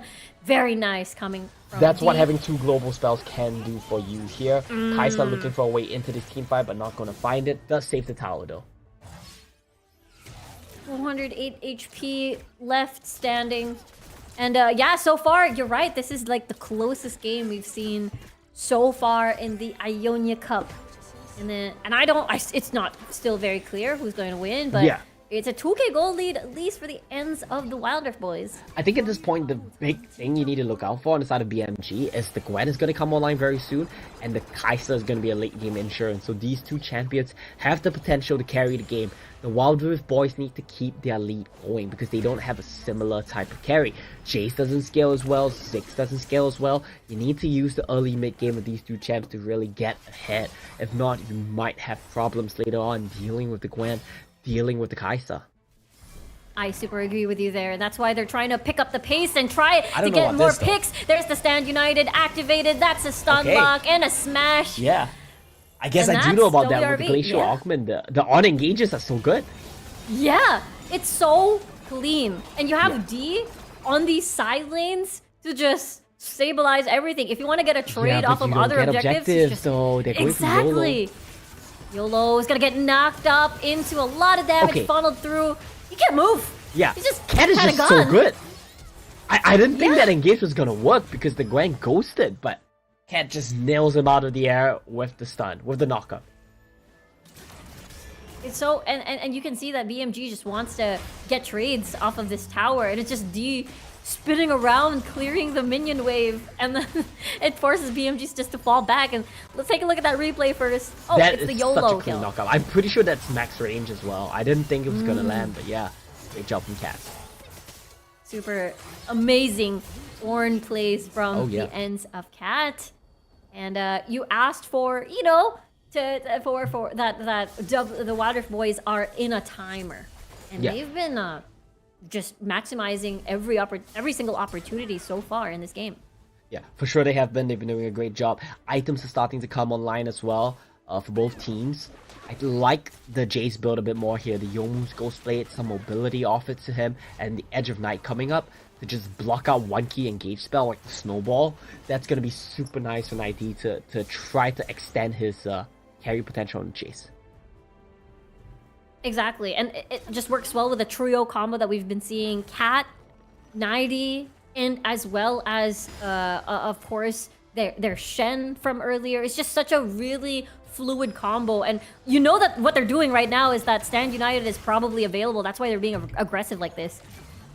Yeah, Stand United is available, so they can just be aggressive on the map, but the Gwen is starting to be a problem. Like, the Garen can't even face off in a 1v1 right now, so where are you gonna find your leads here, WRB? Probably at the dragon fight, because they have a lot of poke. It might be a 5v4 though, because Gwen is rotating already while Garen is still stuck in lane. You might have to just back away from this one. But what would you trade for it is the question. Yeah, there's no outer towers anymore. The dragon is being started already. Yeah, this is a bit difficult. You can't really steal unless you get a CC knock up, and it's not going to be a steal, but the fight now ensues. DDJ is super low right now, and they're going to wait for him to go out of stasis to try and eliminate that Karma. D's actually going to flash for it. They're chasing DDJ. They're removing attention away from the retreating members of BMG. And I'd say that's not bad, but look at this. YOLO still staying inside the lane. Here comes Yufan as well, and the rest of BMG. I'm not sure if this is a good idea to overstay their welcome, and it seems to me the Wildrift boys are gonna just back away. Oh. Yeah, it looks to be a very tricky situation for the Wildrift boys right now. It looks like they're winning these fights, but they're getting such small leads. They're just getting a couple of kills here and there onto the Karma. They're not really able to get any game-breaking leads. And being 2 dragons down already, this is a tough situation to be in. Yeah, I think so too. It's just, you gotta kill the Nunu. You can't really fight the Smite fight when you're up against the Nunu. So you gotta try your best to either kill the Nunu or just win that team fight before the dragon fight. And this is pretty good coming from DDJ. They couldn't win that entire team fight because they had to split their numbers for that. Yeah, for sure. Kill score 5-0 right now, but it doesn't tell the whole story. It's only a 4k gold lead. You're 2 dragons down. You're gonna get outscaled. It's tricky for sure. Like, YOLO is starting to take over the map. The Garen cannot really deal with you anymore. Exactly. You can just hold on towards the tower. You can try to clear that minion wave. That's all you can do. However, you cannot kill that Gwen. But a fight might start. Here comes the charm from Sao Ming, but here comes the knockup as well. Coming from Big Orin. But it's a 3v3 situation. They're Stand United, but might be a bit too late because one has already fallen, and now Wildrift boys forced to run away. Yeah, Kaiser's dead, but so is Jace. The shutdown gets traded back there. I don't think that was super worth. Yet again, scaling is such a big concern here. Yeah, the scaling is very apparent now because of YOLO. I don't know if they a lot can of catch him. He's happy to just jump over the wall. Yeah, like that. Exactly. It's The just mobility of nothing you can do. BMG is going to start to come online really soon. Yeah, I mean, they can keep repeating the same combo with a knock-up into the Stand United taunt, but I don't think that's gonna do you much if you can't get a pick, because at this point, when we're 12 minutes in, maybe 15 minutes onwards, when people start to just band together, and yeah, you can't get picks anymore. Yeah, it's a tough situation to be in. The 5v5 is starting. Well, I say 5v5, but it's more like 4v4 because you have the Gwen perma split pushing right now. I feel like you kind of what you kind of want to do here is you want to send the Gwen, send the Jace and the Shen into the Gwen lane, and use that as your strong side so that the Gwen kind of gets shut down a bit, doesn't have as much freedom pushing the lanes. That's true. You have the Ziggs for wave clear in the mid lane anyway, so you do have a bit of time to destroy that Gwen lane. Where is the Gwen right now? Oh, split pushing again. Let's see. Oh no! The flash was really good coming from BMG. We're fine. Yeah, they're gonna be A-okay, get right out of there. I think the next big objective will probably be the Dragon. I don't expect either one of these teams to start a Baron rush anytime soon. I think so too. It's just too risky at this point. The game is still pretty much close. Pretty much even, air quote, but just as you said, late game wise, that's where it's not going to be even anymore. Wild Rift Boys should be careful with that Skysa, and they're doing a good job farming the Storm. You know, just minimizing any potential fights because they know that they might get a pick off somewhere in the side lane. So this is nice. This is good. This is definitely a good thing. I think the dragon's spawning. That's why Aiding's here. We don't have a dragon time. Oh, we do actually. It's on the top right. It's up soon, but not that soon, so you have to push out the waves first. YOLO wants to keep pushing, but it's a little bit cautious. It's so close to the death cap, and that's a timing that they really have to be aware of. Once the death cap is completed, the third item for Gwen, she can really start to 1v5 these team fights. But one consolation prize I would say here, with Kai'Sa going AP, with Gwen and Nunu both being magic, stacking magic resistance is a viable solution for Shen, for On. That's true. It is a huge Nice block. like counter. Nice block, just as you said. Here comes D with the encirclement potential, but BMG decides to back away instead. YOLO will decide to not push, continuing to push the wave. Instead, will join the fight because the dragon has already spawned. There comes the knock-up. D already just trying to zone away the members. The poke and the hurt is coming through against BMG. There's the ult, there's the knock-up. Their target is towards YOLO, and he is gone. 4v5 situation. This is the fight that, you know, the Wild Rift Boys are trying to fight, they're trying to find, and they're getting it right now. There's the chase following suit, the silence onto Nidaha, but Aiding is so low. He's about to fall, and he does, but the triple man knock-up coming from Cat, but the follow-up isn't there just yet. This is insane. They go golden. DDJ is still pretty much alive, waiting for the poke, but they get the tower, the silence on the tower instead. There comes the brute, but I think BMG acknowledges that they cannot handle anything anymore, and they back away. Aiding goes a bit too deep there. The fight looked so good once they killed the Gwen, but a little bit of an over-commitment from Aiding means that this dragon might be a bit of a tricky ask to get. Nidaha is so capable of stealing this away. I don't think he has flash, but with Nunu, you don't quite need it. Just a chomp is enough. Cat is alone here. I don't know if you want this. Yeah, people just want to back away. Just don't want to give up need to stop them from doing it. Yeah, at least they're buying time for the members that are still on the fountain, and I think they're doing a pretty good job. Oh, here comes the squad. Here comes the entire squad. They actually bought a lot of time.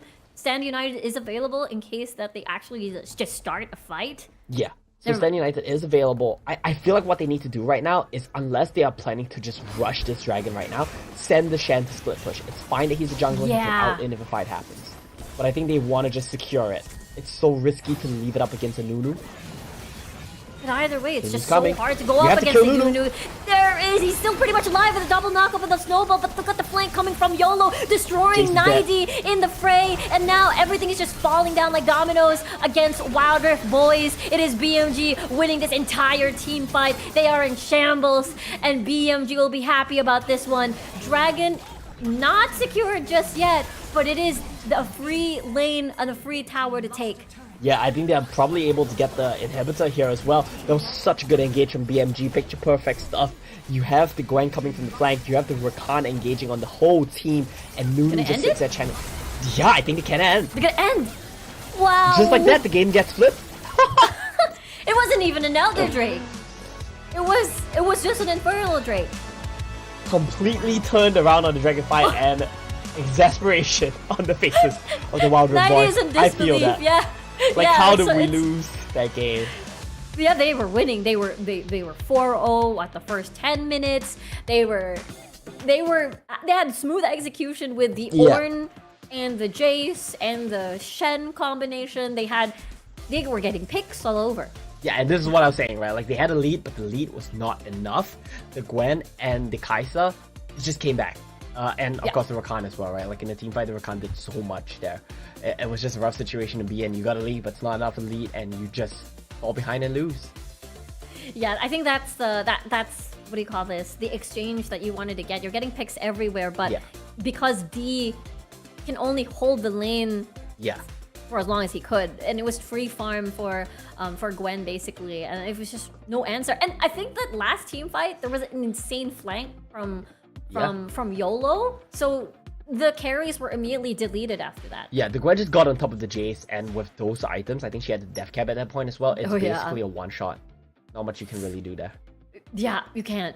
And of course, like, the rest of your team was already busy doing a front-to-back kind of thing. Like, all your tanks were pretty much in front and trying to initiate a team fight. So your backline is pretty much open. for the E team. Yeah, for sure. And of course, most of that just came down to the Rakan engage as well. That was beautiful. Oh, yeah. Scooped up the entire team of the Wild Rift boys while Nunu was standing there channeling his out as well. So great use of the wombo combo. Yeah, it's just such really clean execution coming from BMG. But I think it was one of the closest match that we've seen so far in this Ionia Cup, at least for day number 1. Yeah. And slowest as well.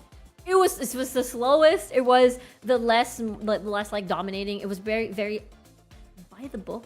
You know, one of the most by the book kind of games that we've seen for this tournament at least. So yeah, I wonder if we're going to be seeing a mixed team. But let's check out the stats first before anything else. And is Yufan dealing the most damage, which is, you know, as expected from a Ziggs. Yep. Ziggs doing the most damage. Makes a bit of sense there. Oh wait, no, I'm joking. It's YOLO. I'm joking. Oh yeah, but then that's also because he was putting damage into the Garen Sponge the entire game. So that's always a reason. That's fair. Actually, I guess before we do the big reveal on the MVP, who do you think the MVP is going to be? That's tricky, right? Like probably YOLO because he put so much pressure down on the map. I would want to give it to Cat, but he didn't win, so probably YOLO. You could argue Xiaoming for the last team fight as well, but YOLO's a safe bet. Oh, there you go. It is Xiaoming. Oh! Okay, how many yeah. kills were there in total? Yeah, he had a very good engage. 0-1-7, only 1 death, despite, you know, being a tank and being in the front of it all. Yeah, and 100% kill participation as well. He was in every team fight for his team. To be fair, there were only 7 kills for his team, so... There were only like 3 team fights in that entire... Yeah, and honestly, I think Cat did a lot more on the map. It's just in the team fight itself, Xiaoming did do a lot there. Yeah, that's true. Able to get a lot of knockoffs, get a lot of just setups for the entirety of BMG. But of course, that is the game. That is our second game of the day. We still have game number 3 coming right soon. We don't know what the lineup is yet, but we'll find out soon after this short break.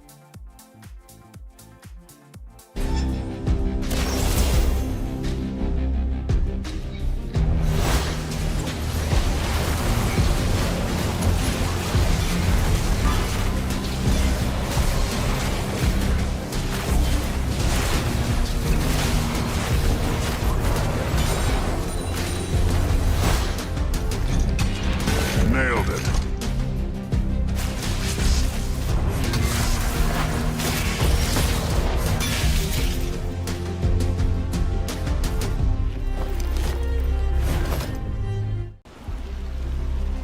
I've got you under my skin.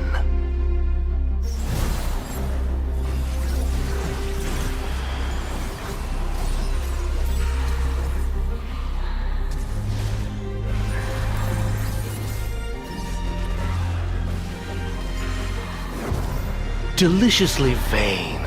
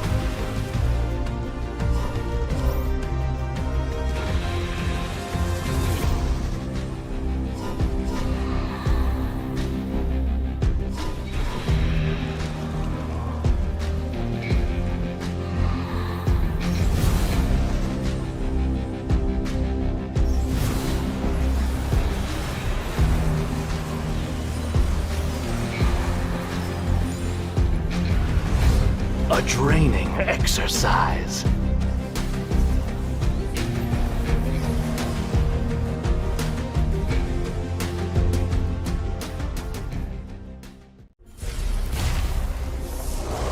I split mountains with my roar.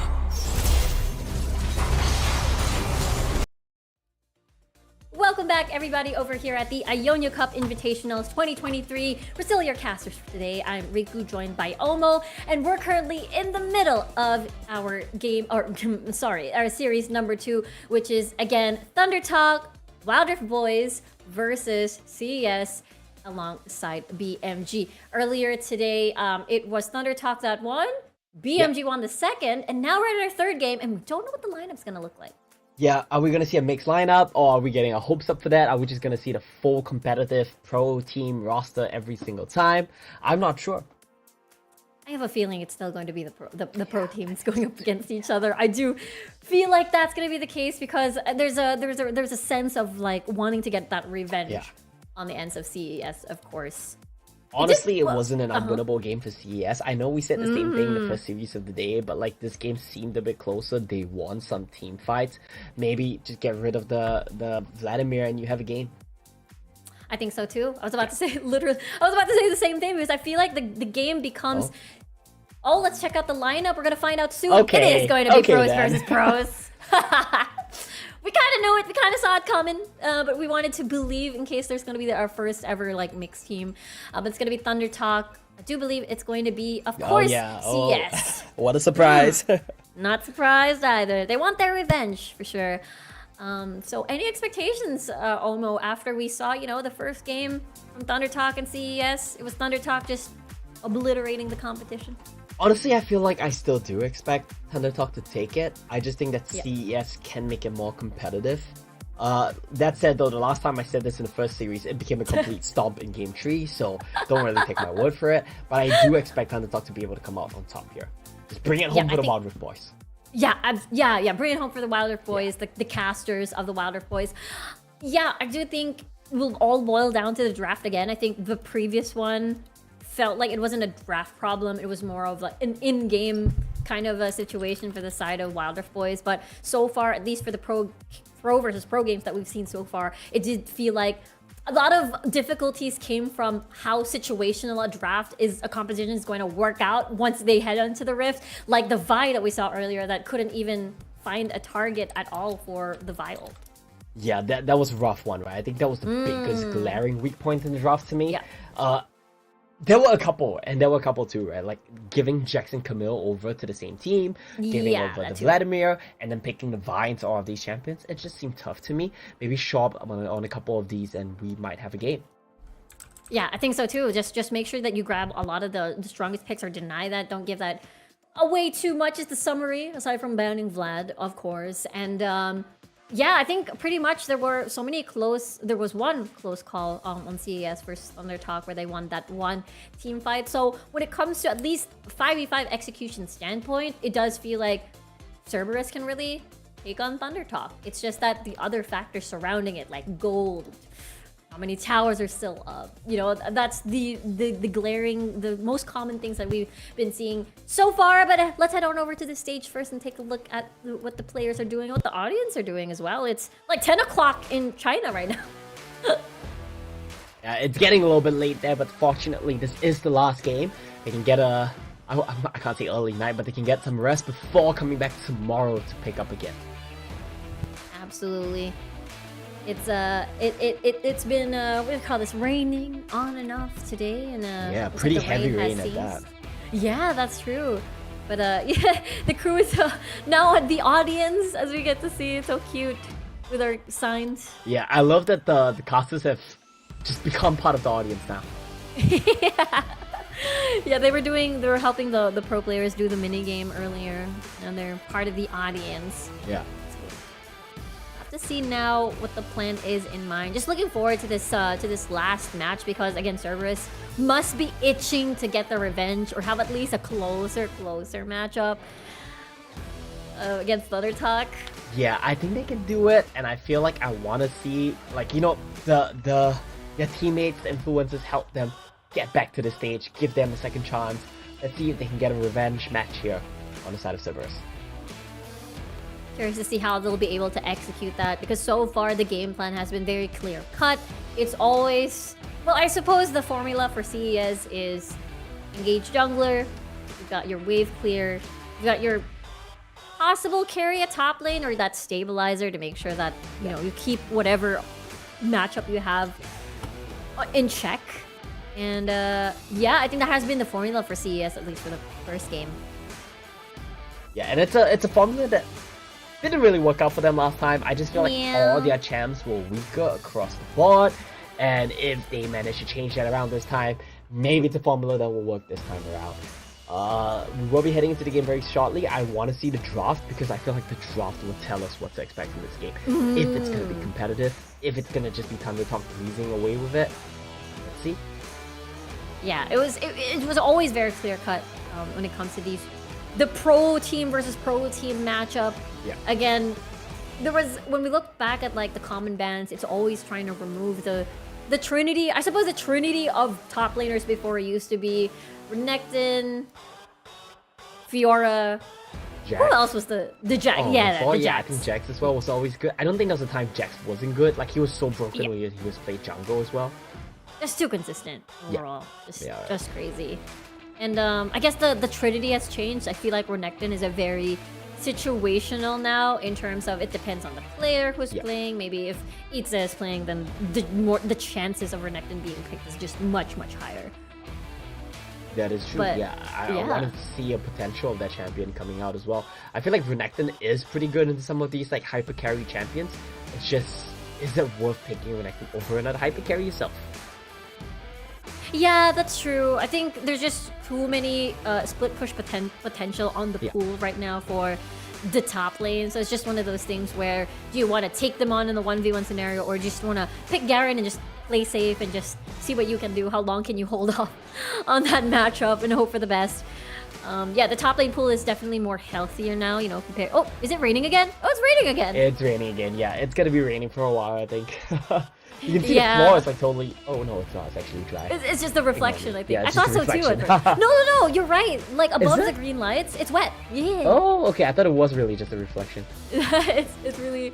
Oh, even the tables are like wet and stuff. Yeah, at least the rain has stopped again, so that's nice. Yeah, I can enjoy like the view and stuff. Yeah, it's been very volatile. Yeah. Just like these it has games. been. Just like these games, absolutely. And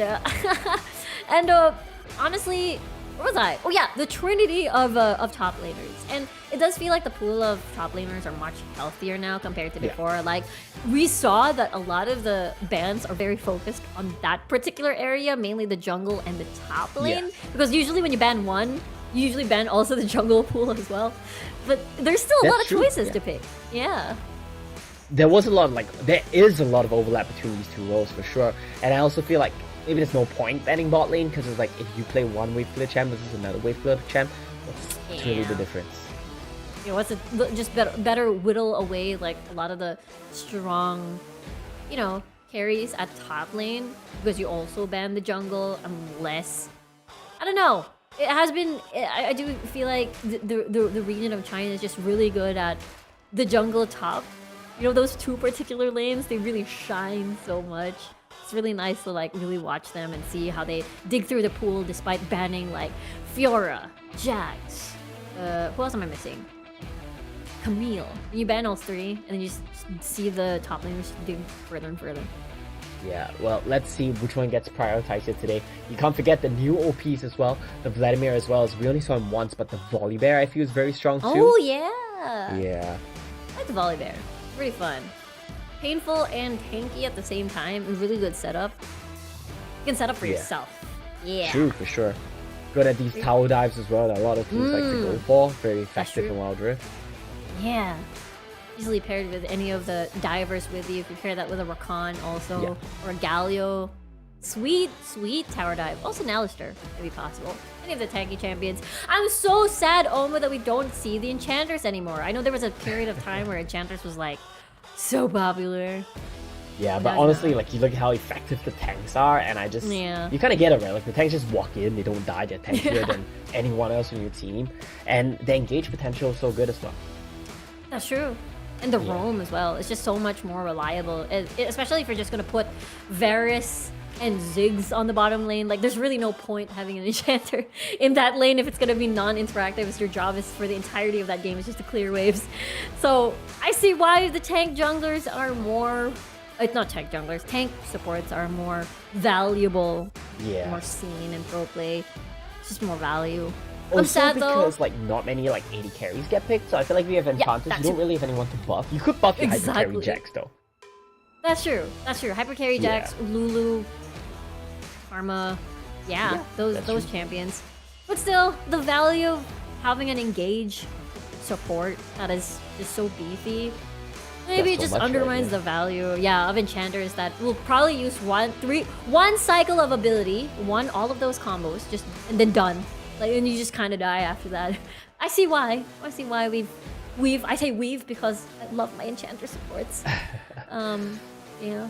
Well, hopefully we'll be heading to picks and bans soon so that we can see what champions actually do get locked. I'm so hard pressed on the enchanter supports because I realized that double marksman has been quite popular. Oh, music has changed. You know what that means? Music change. There it is. There it is. Pick and bans. Here we go. Curious to see how this is gonna pan out. It is a 1-for-1 so far between Thunder Talk, Wild Rift Boys versus Cerberus and BMG. Now it's back to the pros against pros. Cerberus is on your blue side, and Vladimir, yes! Right off the bat, we are not letting you get the champion. We're not gonna try to counter pick it. We're just getting rid of it.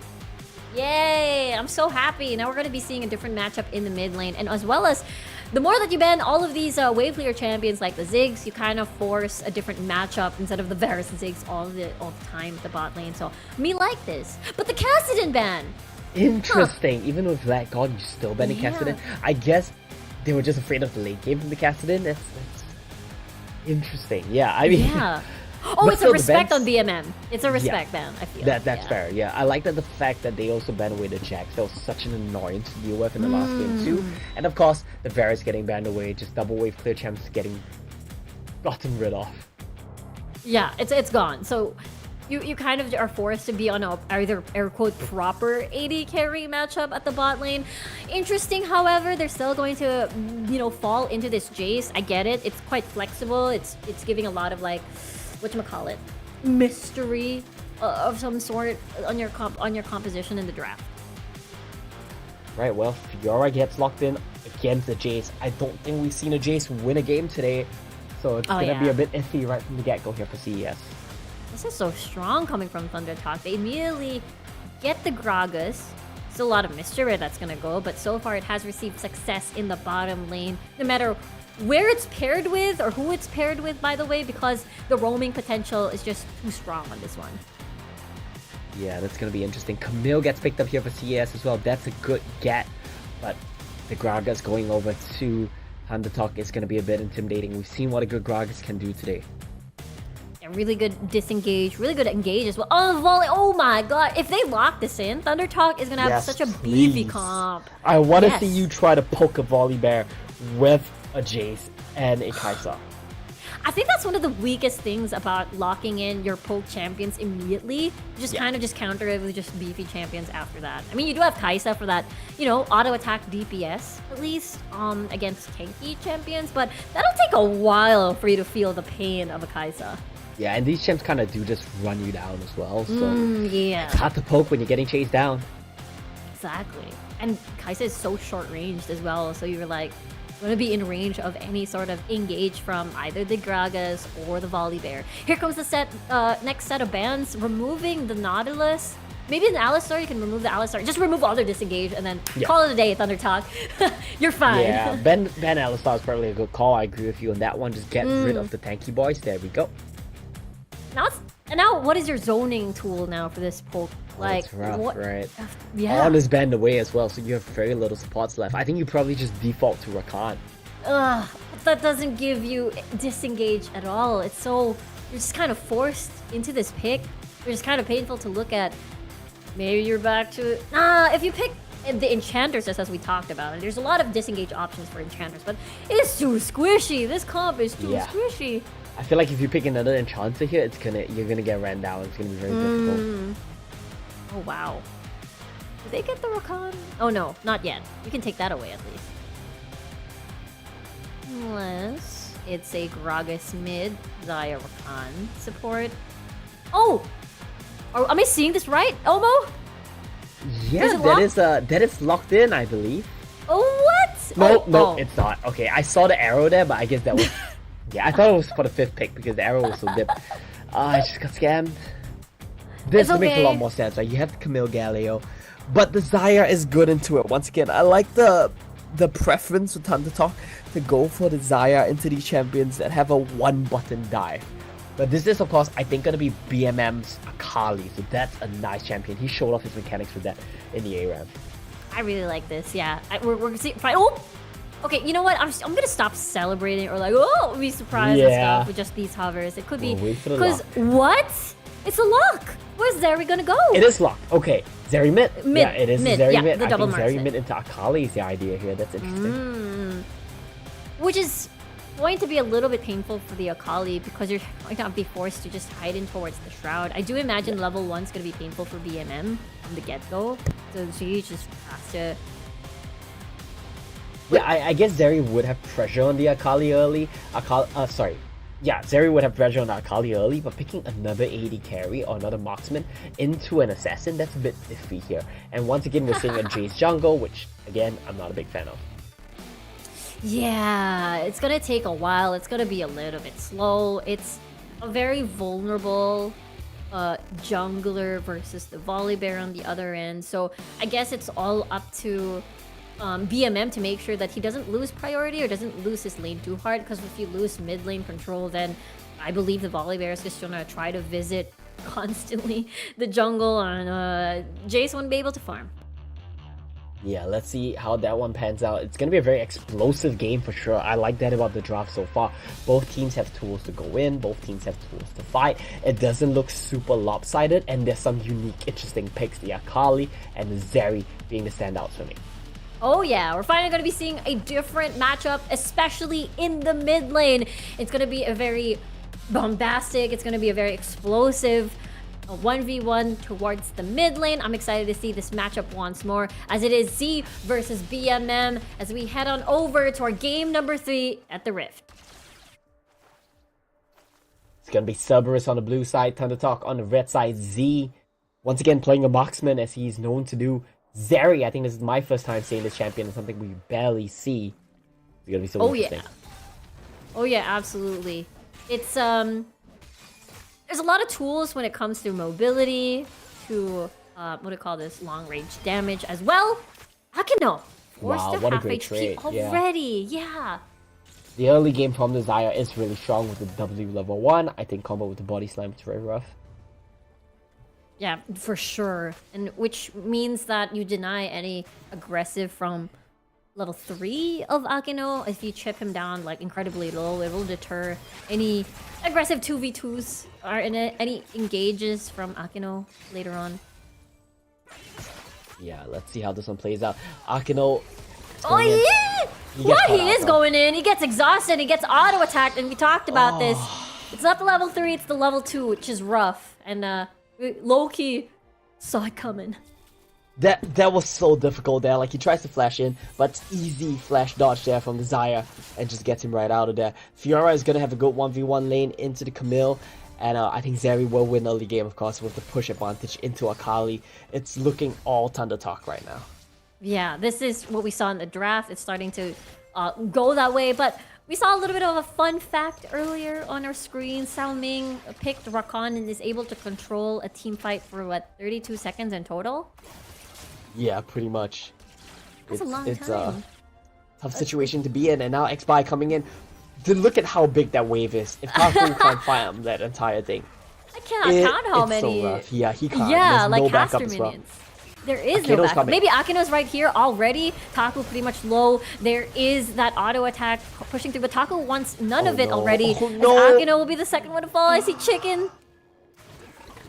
Yeah, like we said, right? It just ends up being more brutal, and SMY is going mid this entire time here. It does not get any easier. Nuh-uh. Like, it's so... Like, Taku can't even go home right now. He has to just at least soak up a couple of these minion waves. But X-Buy is still right there. Gets the ult down. Claws. It's face off.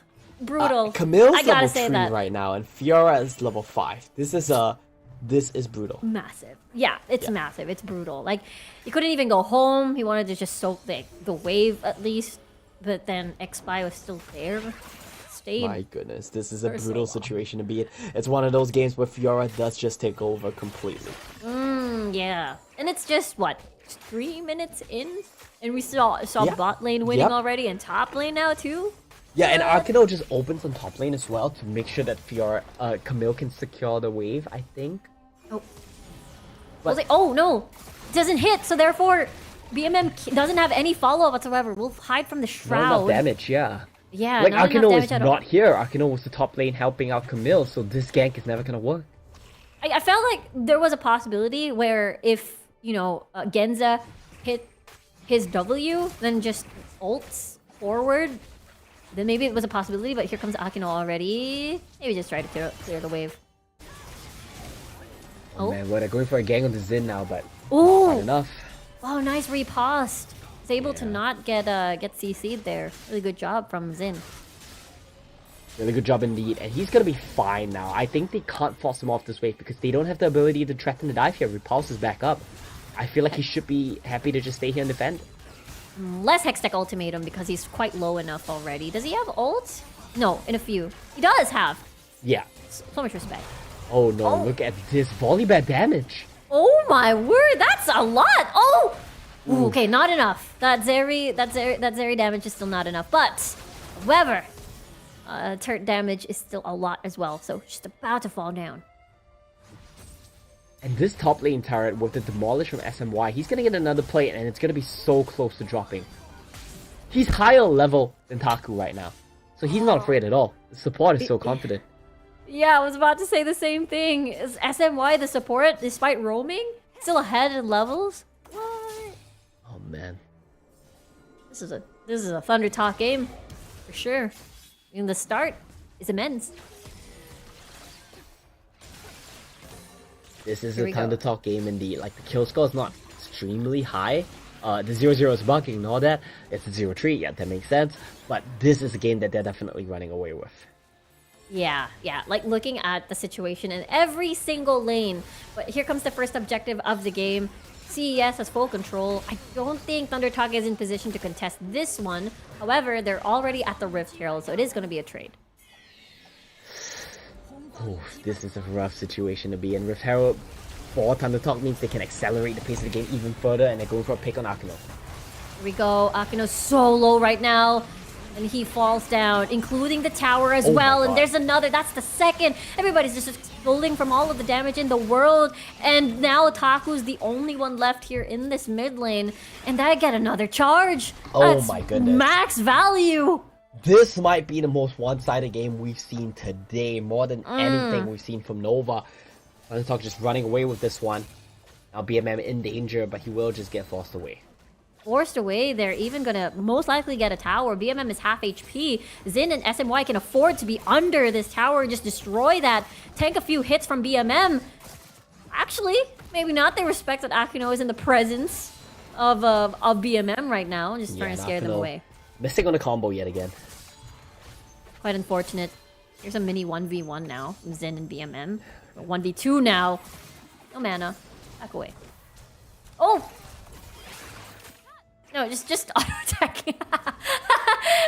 For some reason, I thought it was Rakan, and I'm like, okay, there's no Rakan in this game. Yeah, I get it. Like, it's easy to understand. But now Taku finally getting some free space. We'll get some farm. We'll get some plates. A good chance for him to, I wouldn't say come back into the game, but get a little bit more gold back. Yeah, just try to stabilize and catch up, because it is an 8k gold deficit. It's just too huge right now. It's such a huge lead.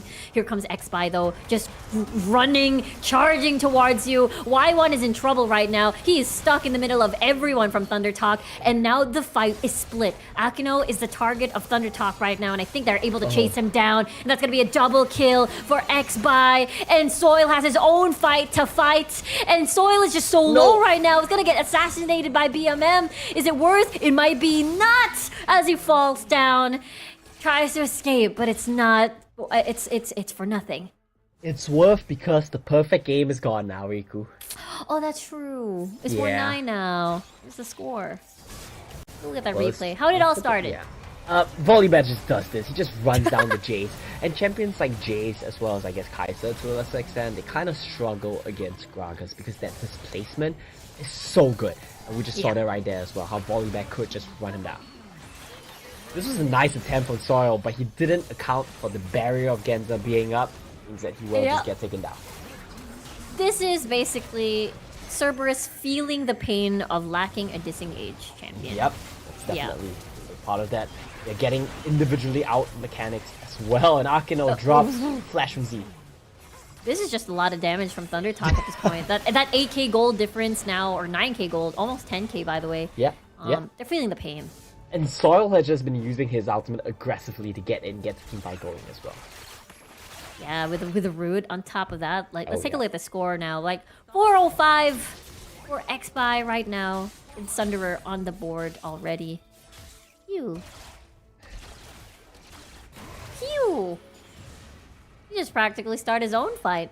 Yeah, and this build from Zeri as well, Monomune Triforce, I think, it's gonna do a lot of burst as well as a lot of sustained damage, so that's a very intimidating champion you have to look out for as well. You have Xayah and Zeri, two hyper carries to deal with later on in the game. And of course, don't forget the Fiora. Oh yeah, the Fiora with the split push, the 4-1, it's gonna be incredibly painful for CES to deal with. Like, who's the top laner again for Cerberus to match up to that Fiora? Wait, am I forgetting? Oh, my brain. Oh, Camille, right? That's Yeah, Camille. but after that early game, how far behind Camille has been set. Yeah, it's gonna be rough. It's so rough. It's really, it's Thundertalk just full control right now, and we're almost at a 10k gold lead. I think it's right there with Thundertalk just having full control of all their towers as well. Oh, by one, he's exhausted. Oh my God, the damage. Yeah, the auto attacks from Z is just too painful. Now Akino, he's going at it. No, he just punched towards the front. Is he? Oh no. Oh no. He went Justice Punch towards. Oh yeah. Thundertalk's really full control now. Well, Dragon gets picked up. I think they can do Baron when it's up easily as well. And Xin now full control in the bot lane as usual. Taku can't really walk up to do anything here. Yeah, and Soil is so comfortable being far forward. Look at BMM, however. The damage is just a lot. XBY can't hunt for something that he can't see. As BMM is shrouded. Oh! Just one auto attack towards the tower. He's gonna try to dive in. There is the double man taunt, but no follow-up so far. And that is a tower gone. There's the tower gone. The entire map's closing in on them right now. All their outer turrets, I think, have been taken. It's a rough situation to be in. Taku can't even get this in answer. Xin should just be able to chase him down. I don't think there's anywhere he can go. Yeah, it's a level 1. Okay, well, he missed, so. Okay. You missed and are now even at levels. Not even in gold, but you're able to escape. Whew. Decent damage. Yeah, decent damage onto the ADC, but you gotta consider that's a no defensive item Xayah as well. What? This is just... Well, why one just explodes from the cask? Even the explosive cask used. Oh my Akino God. is in trouble. XBY landing a lot of auto attacks here. Just bites, God, what is maul, the damage? pain. That damage is just humongous. SNY has this fight all on his own as well, just trying to slow down Genza. Try to use his ult as well. Here comes the ult of Akino just to try and save Genza, and actually is successful, but at the price of his life. And it is now a lot on the hands of Thundertalk at this point. Yeah, Thundertalk can just take whatever they want, wherever they want at this point. The whole map is entirely theirs. Baron is about to spawn here. I feel like if they wait for Fiora to push in bot lane, they can easily take that one. No problem at all. Howlbreaker for Fiora gets picked up. I think this is the last item buy before they start to close out the game here. Oh yeah, this is Thundertalk's game right now. It's such a difficult game to come back from. I think the only one that we saw that deals a lot of damage is BMM, but it's so difficult to find angles to even access the enemy carries because there's the Gragas. I think that's it. And Xayah has the Feather Storm. It's so hard. It's very difficult. I feel like there's no real engage opportunity you can find here. You can try to dive onto Xayah. Even if you kill her through Feather Storm, there's going to be a Zeri. And there's going to be a Fiora. And there's going to be a Volibear. So how are you really going to assassinate anyone here? Baron is 3k already. Oh yeah, dudes. Oh, look at this. BMM gonna drive in. There's the double man taunt. 1000 HP onto the Baron, but it's still secured on the hands of ThunderTalk. Now the fight ensues. Look at Xin with his crazy flank. And Y1 is so low right now, and he is gone. The next target of Xin is towards Taku, landing a lot of these auto attacks. The sweep will not connect, but at the end of the day, Baron is in the hands of ThunderTalk, and they're just knocking on towards the base already. Yeah, they can easily look for the end game here. It's just such an unfortunate situation to be in. You ban the Jax, you pick the Camille, and you just get counterpicked by the Fiora. Yeah, it's just so much to deal with, honestly. And right now, base towers are gone. And at this point, it is just SMY just zoning away the Cerberus right now. Oh, yeah, this is gonna be big. He's fine. Oh, what the damage! That's just so much, Zeri! And the cast to send BMM into the loving arms of ThunderTalk, and now it's just 2 members left to defend through this Nexus attack. And it is just ThunderTalk winning throughout this entire game. What a sweep! What such domination! It took us a while to get there, but the end result for the day has still been the same, been what we've been expecting. ThunderTalk as well as Nova are 2-0 up. While we have seen some intense battles from the influences, these two Chinese teams, these two WRL teams, just too strong.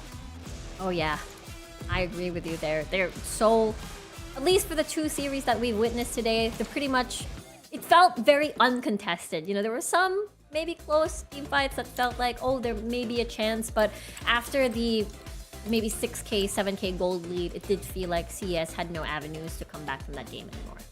Yeah, honestly, I think we could have called the game once they went top lane, zoned Taku off, what was it, like 3 waves? Oh yeah, that's Akano true. went up to help him, he killed Akano, and they continue zoning Taku.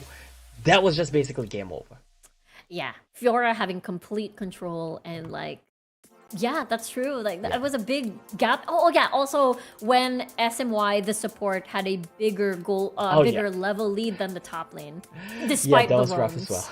Yeah. So ThunderTalk really showing a lot of flexibility, a lot of discipline, a lot of really like flashy plays as well on, you know, picking up Zeri in the mid lane for their double marksman. We saw how the game looked like if there was no Ziggs, there was no Varus, and there's no Vladimir. I'm pretty happy. That was an anomaly of the game as well, right? Like one side clearly like outmatched the other so much this game too. That's true. I think that has been the trend so far, at least for day number 1. I think day number 2 could be a bit different. Oh yeah, by the way, tomorrow.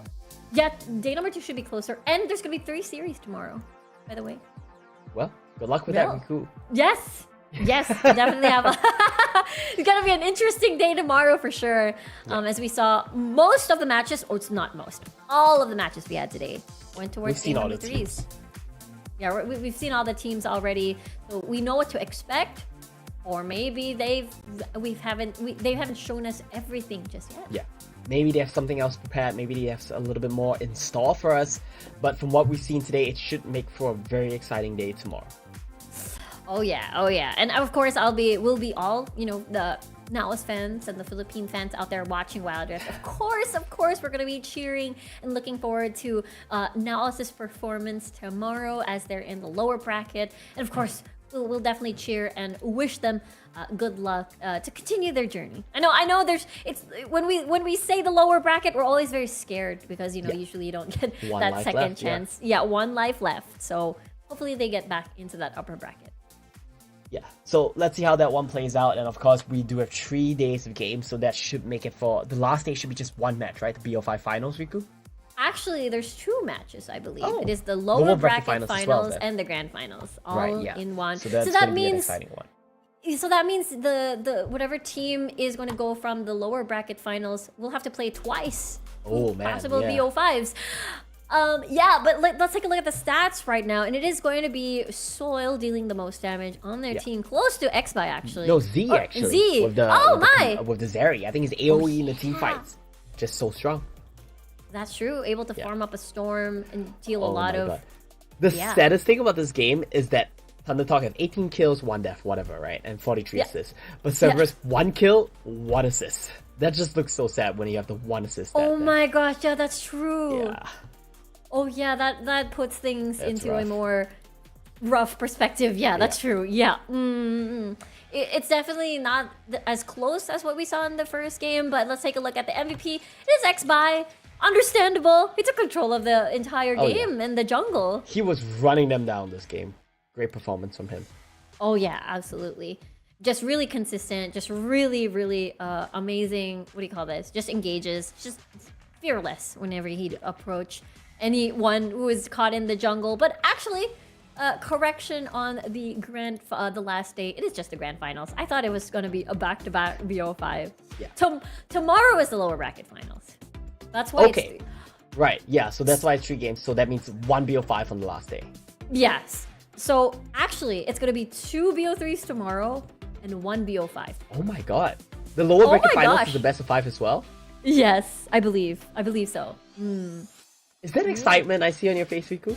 Yeah! We're gonna get a lot of good I'm games excited. tomorrow. Yeah, we are going to get a lot of good games tomorrow. And based on the trajectory of things, it seems to be very alternate. Like, pros into influencer team, into pros and influencer, and then the game 5 is like, we'll see. Yeah, We'll see, that's we'll the see for trend. sure. We'll see. Yeah, the game 5 should be a fun one, right? Because that's the decider. Yeah, that's a decider. We get to see potentially the pro teams go at it thrice in one game if we do reach game 5. And Yeah. I'm very excited If we to go see. to game 5, maybe even 3 times, right? Yeah, exactly. Yeah, even so 3 times. 3 or Basically, 2. a best of 3 between the pro teams. That's exciting. Yeah, I do feel like, however, the more that we get into these, the more that we head deeper and deeper into the bracket, I really doubt we're gonna have the mixed teams anymore. Yeah, I feel like that's true. We are losing the Yeah. chance for the mixed teams, but I feel like today might have been the best chance for us to see that, but unfortunately we didn't. So, well, it is what it is. I think it's because of the, what do you call this? You know, they're closer and closer to that prize pool, because I do believe it's up until. Oh yeah, I think the prize pool is divided up until 4, if I'm not mistaken. 4? Still, yeah. So it was pretty good, but of course you want the bigger piece of the pie of that 100,000 USD. Right. Yeah, that makes sense. And yeah. of course, for anyone still tuning in right now, we're waiting for the match 2 winner interview. So that's going to be coming up very shortly. After that, we're going to take a look at the results, the matches we have coming up for you guys tomorrow. So don't go anywhere. That's going to be coming up real soon. Yeah, if we because the day has ended already, it is you know, Nova's team versus Thunder Talk in the upper bracket, and then the lower bracket it's SEO versus SEA. Yeah, that's gonna be fun. I guess I should ask your predictions. Who do you have for the upper bracket and the lower bracket matchups? NAOS win. Okay. Nova against Thunder Talk. Nova will win against Thunder Talk. Okay. Those are my predictions. Okay, I'm How gonna about be a you? contrarian here. I feel like Cerberus. Okay, I feel like that one's gonna be closer, right? Yeah. This is so difficult, actually. Okay. I will just go against you, and I'll put Cerberus in Thunder Talk. Okay. But I don't know. Thunder Talk. Wait, I feel why like I might Thunder just be Talk? completely wrong here, but I'm not confident enough to go the other way as well. It just seems so volatile to me. Like, I feel like we didn't get a good gauge of the team strengths today. That's true, but I want to ask you why Thunder Talk over Nova. Like, what's in your head right now? I believe in Z, and I feel like their new jungler, X-Bai, can do a decent job at shutting down Long. Maybe not shut down Long, but like match up to Long. This is a lot of copium for me, obviously, but I feel That's like true. Volibear is a champion that does very well into Long's jungle pool, so Yeah. I hope he plays that tomorrow. That's true. But yeah, I I think might it will just be be dependent on the on balance. copium right now.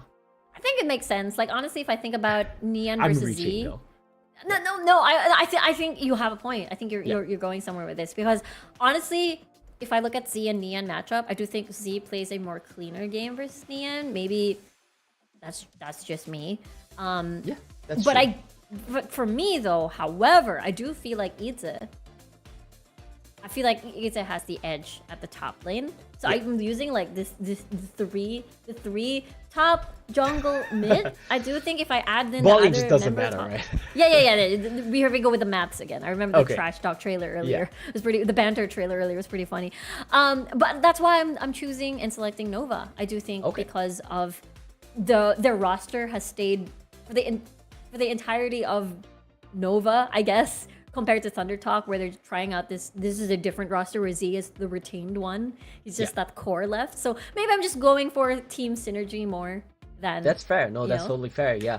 I think the team synergy argument is a very good one as well. And something that we didn't talk about is Yami is so good on his roles and his engages. He might just well be the X Factor tomorrow. And the more I think about it, I feel like, it's gonna be Nova that takes it. But I don't want to give up hope on Thunder Talk to make something happen. Maybe they don't win it, but they're gonna make something happen tomorrow.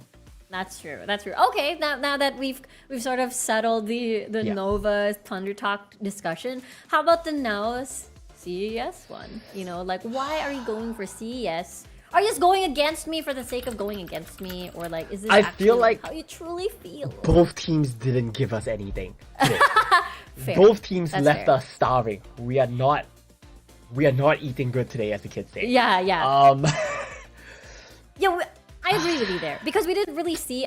Compared to CES and now, comparing CES and NAOS, the things that we saw, NAOS, I felt in Tagalog the word bitten, which means like not enough yet, because we saw the same composition twice. That's true. For CES, the Lucian, the Lucian, right? The Lucian. For CES, we saw 2 different Cerberus today, at least. True, and one did look a lot worse than the other. Yeah, I agree with you. Oh, okay, let's head on over to the winners interview over at the stage. From WRB with us， 2位先和大家打个招呼吧。Hello， 大家好，我是 TT 的上台维新。Hello， 大家好，我是 WRB 的辅助开的。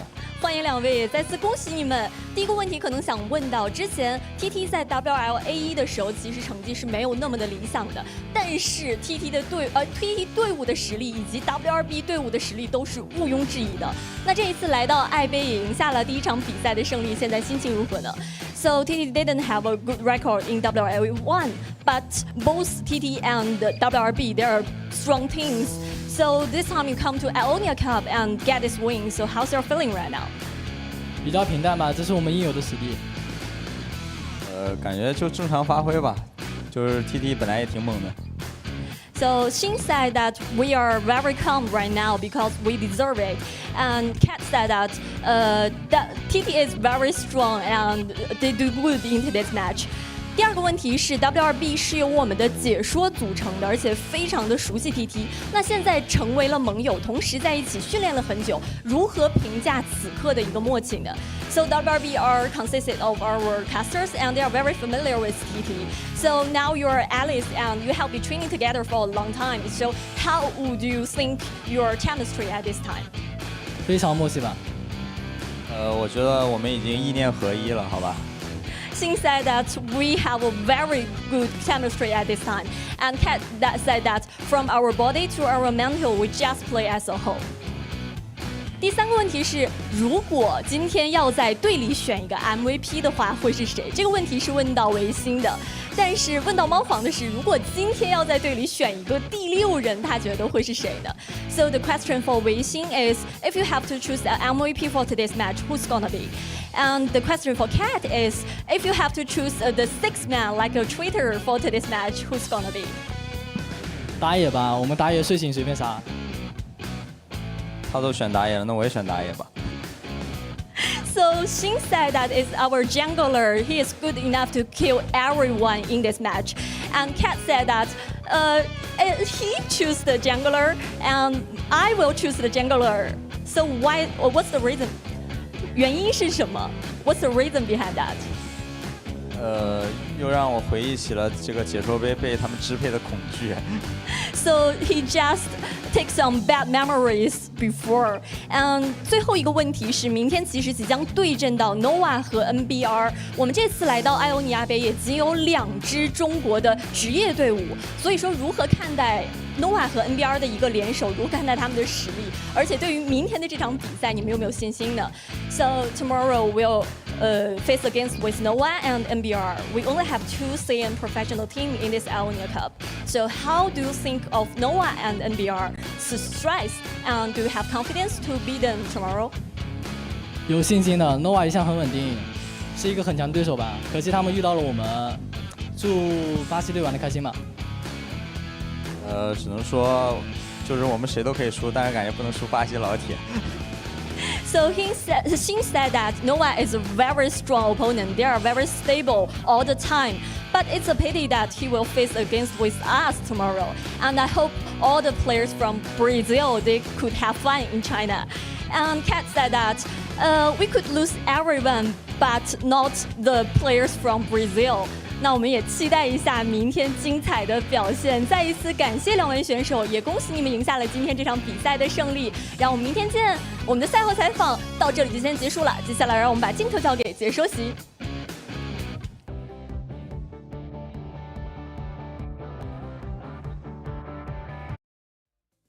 And we're back, everybody. Wow, what a day that we've had today, Omo. It was full BO3s. It is Thunder Talk and Nova's team winning throughout the entire day. Yeah.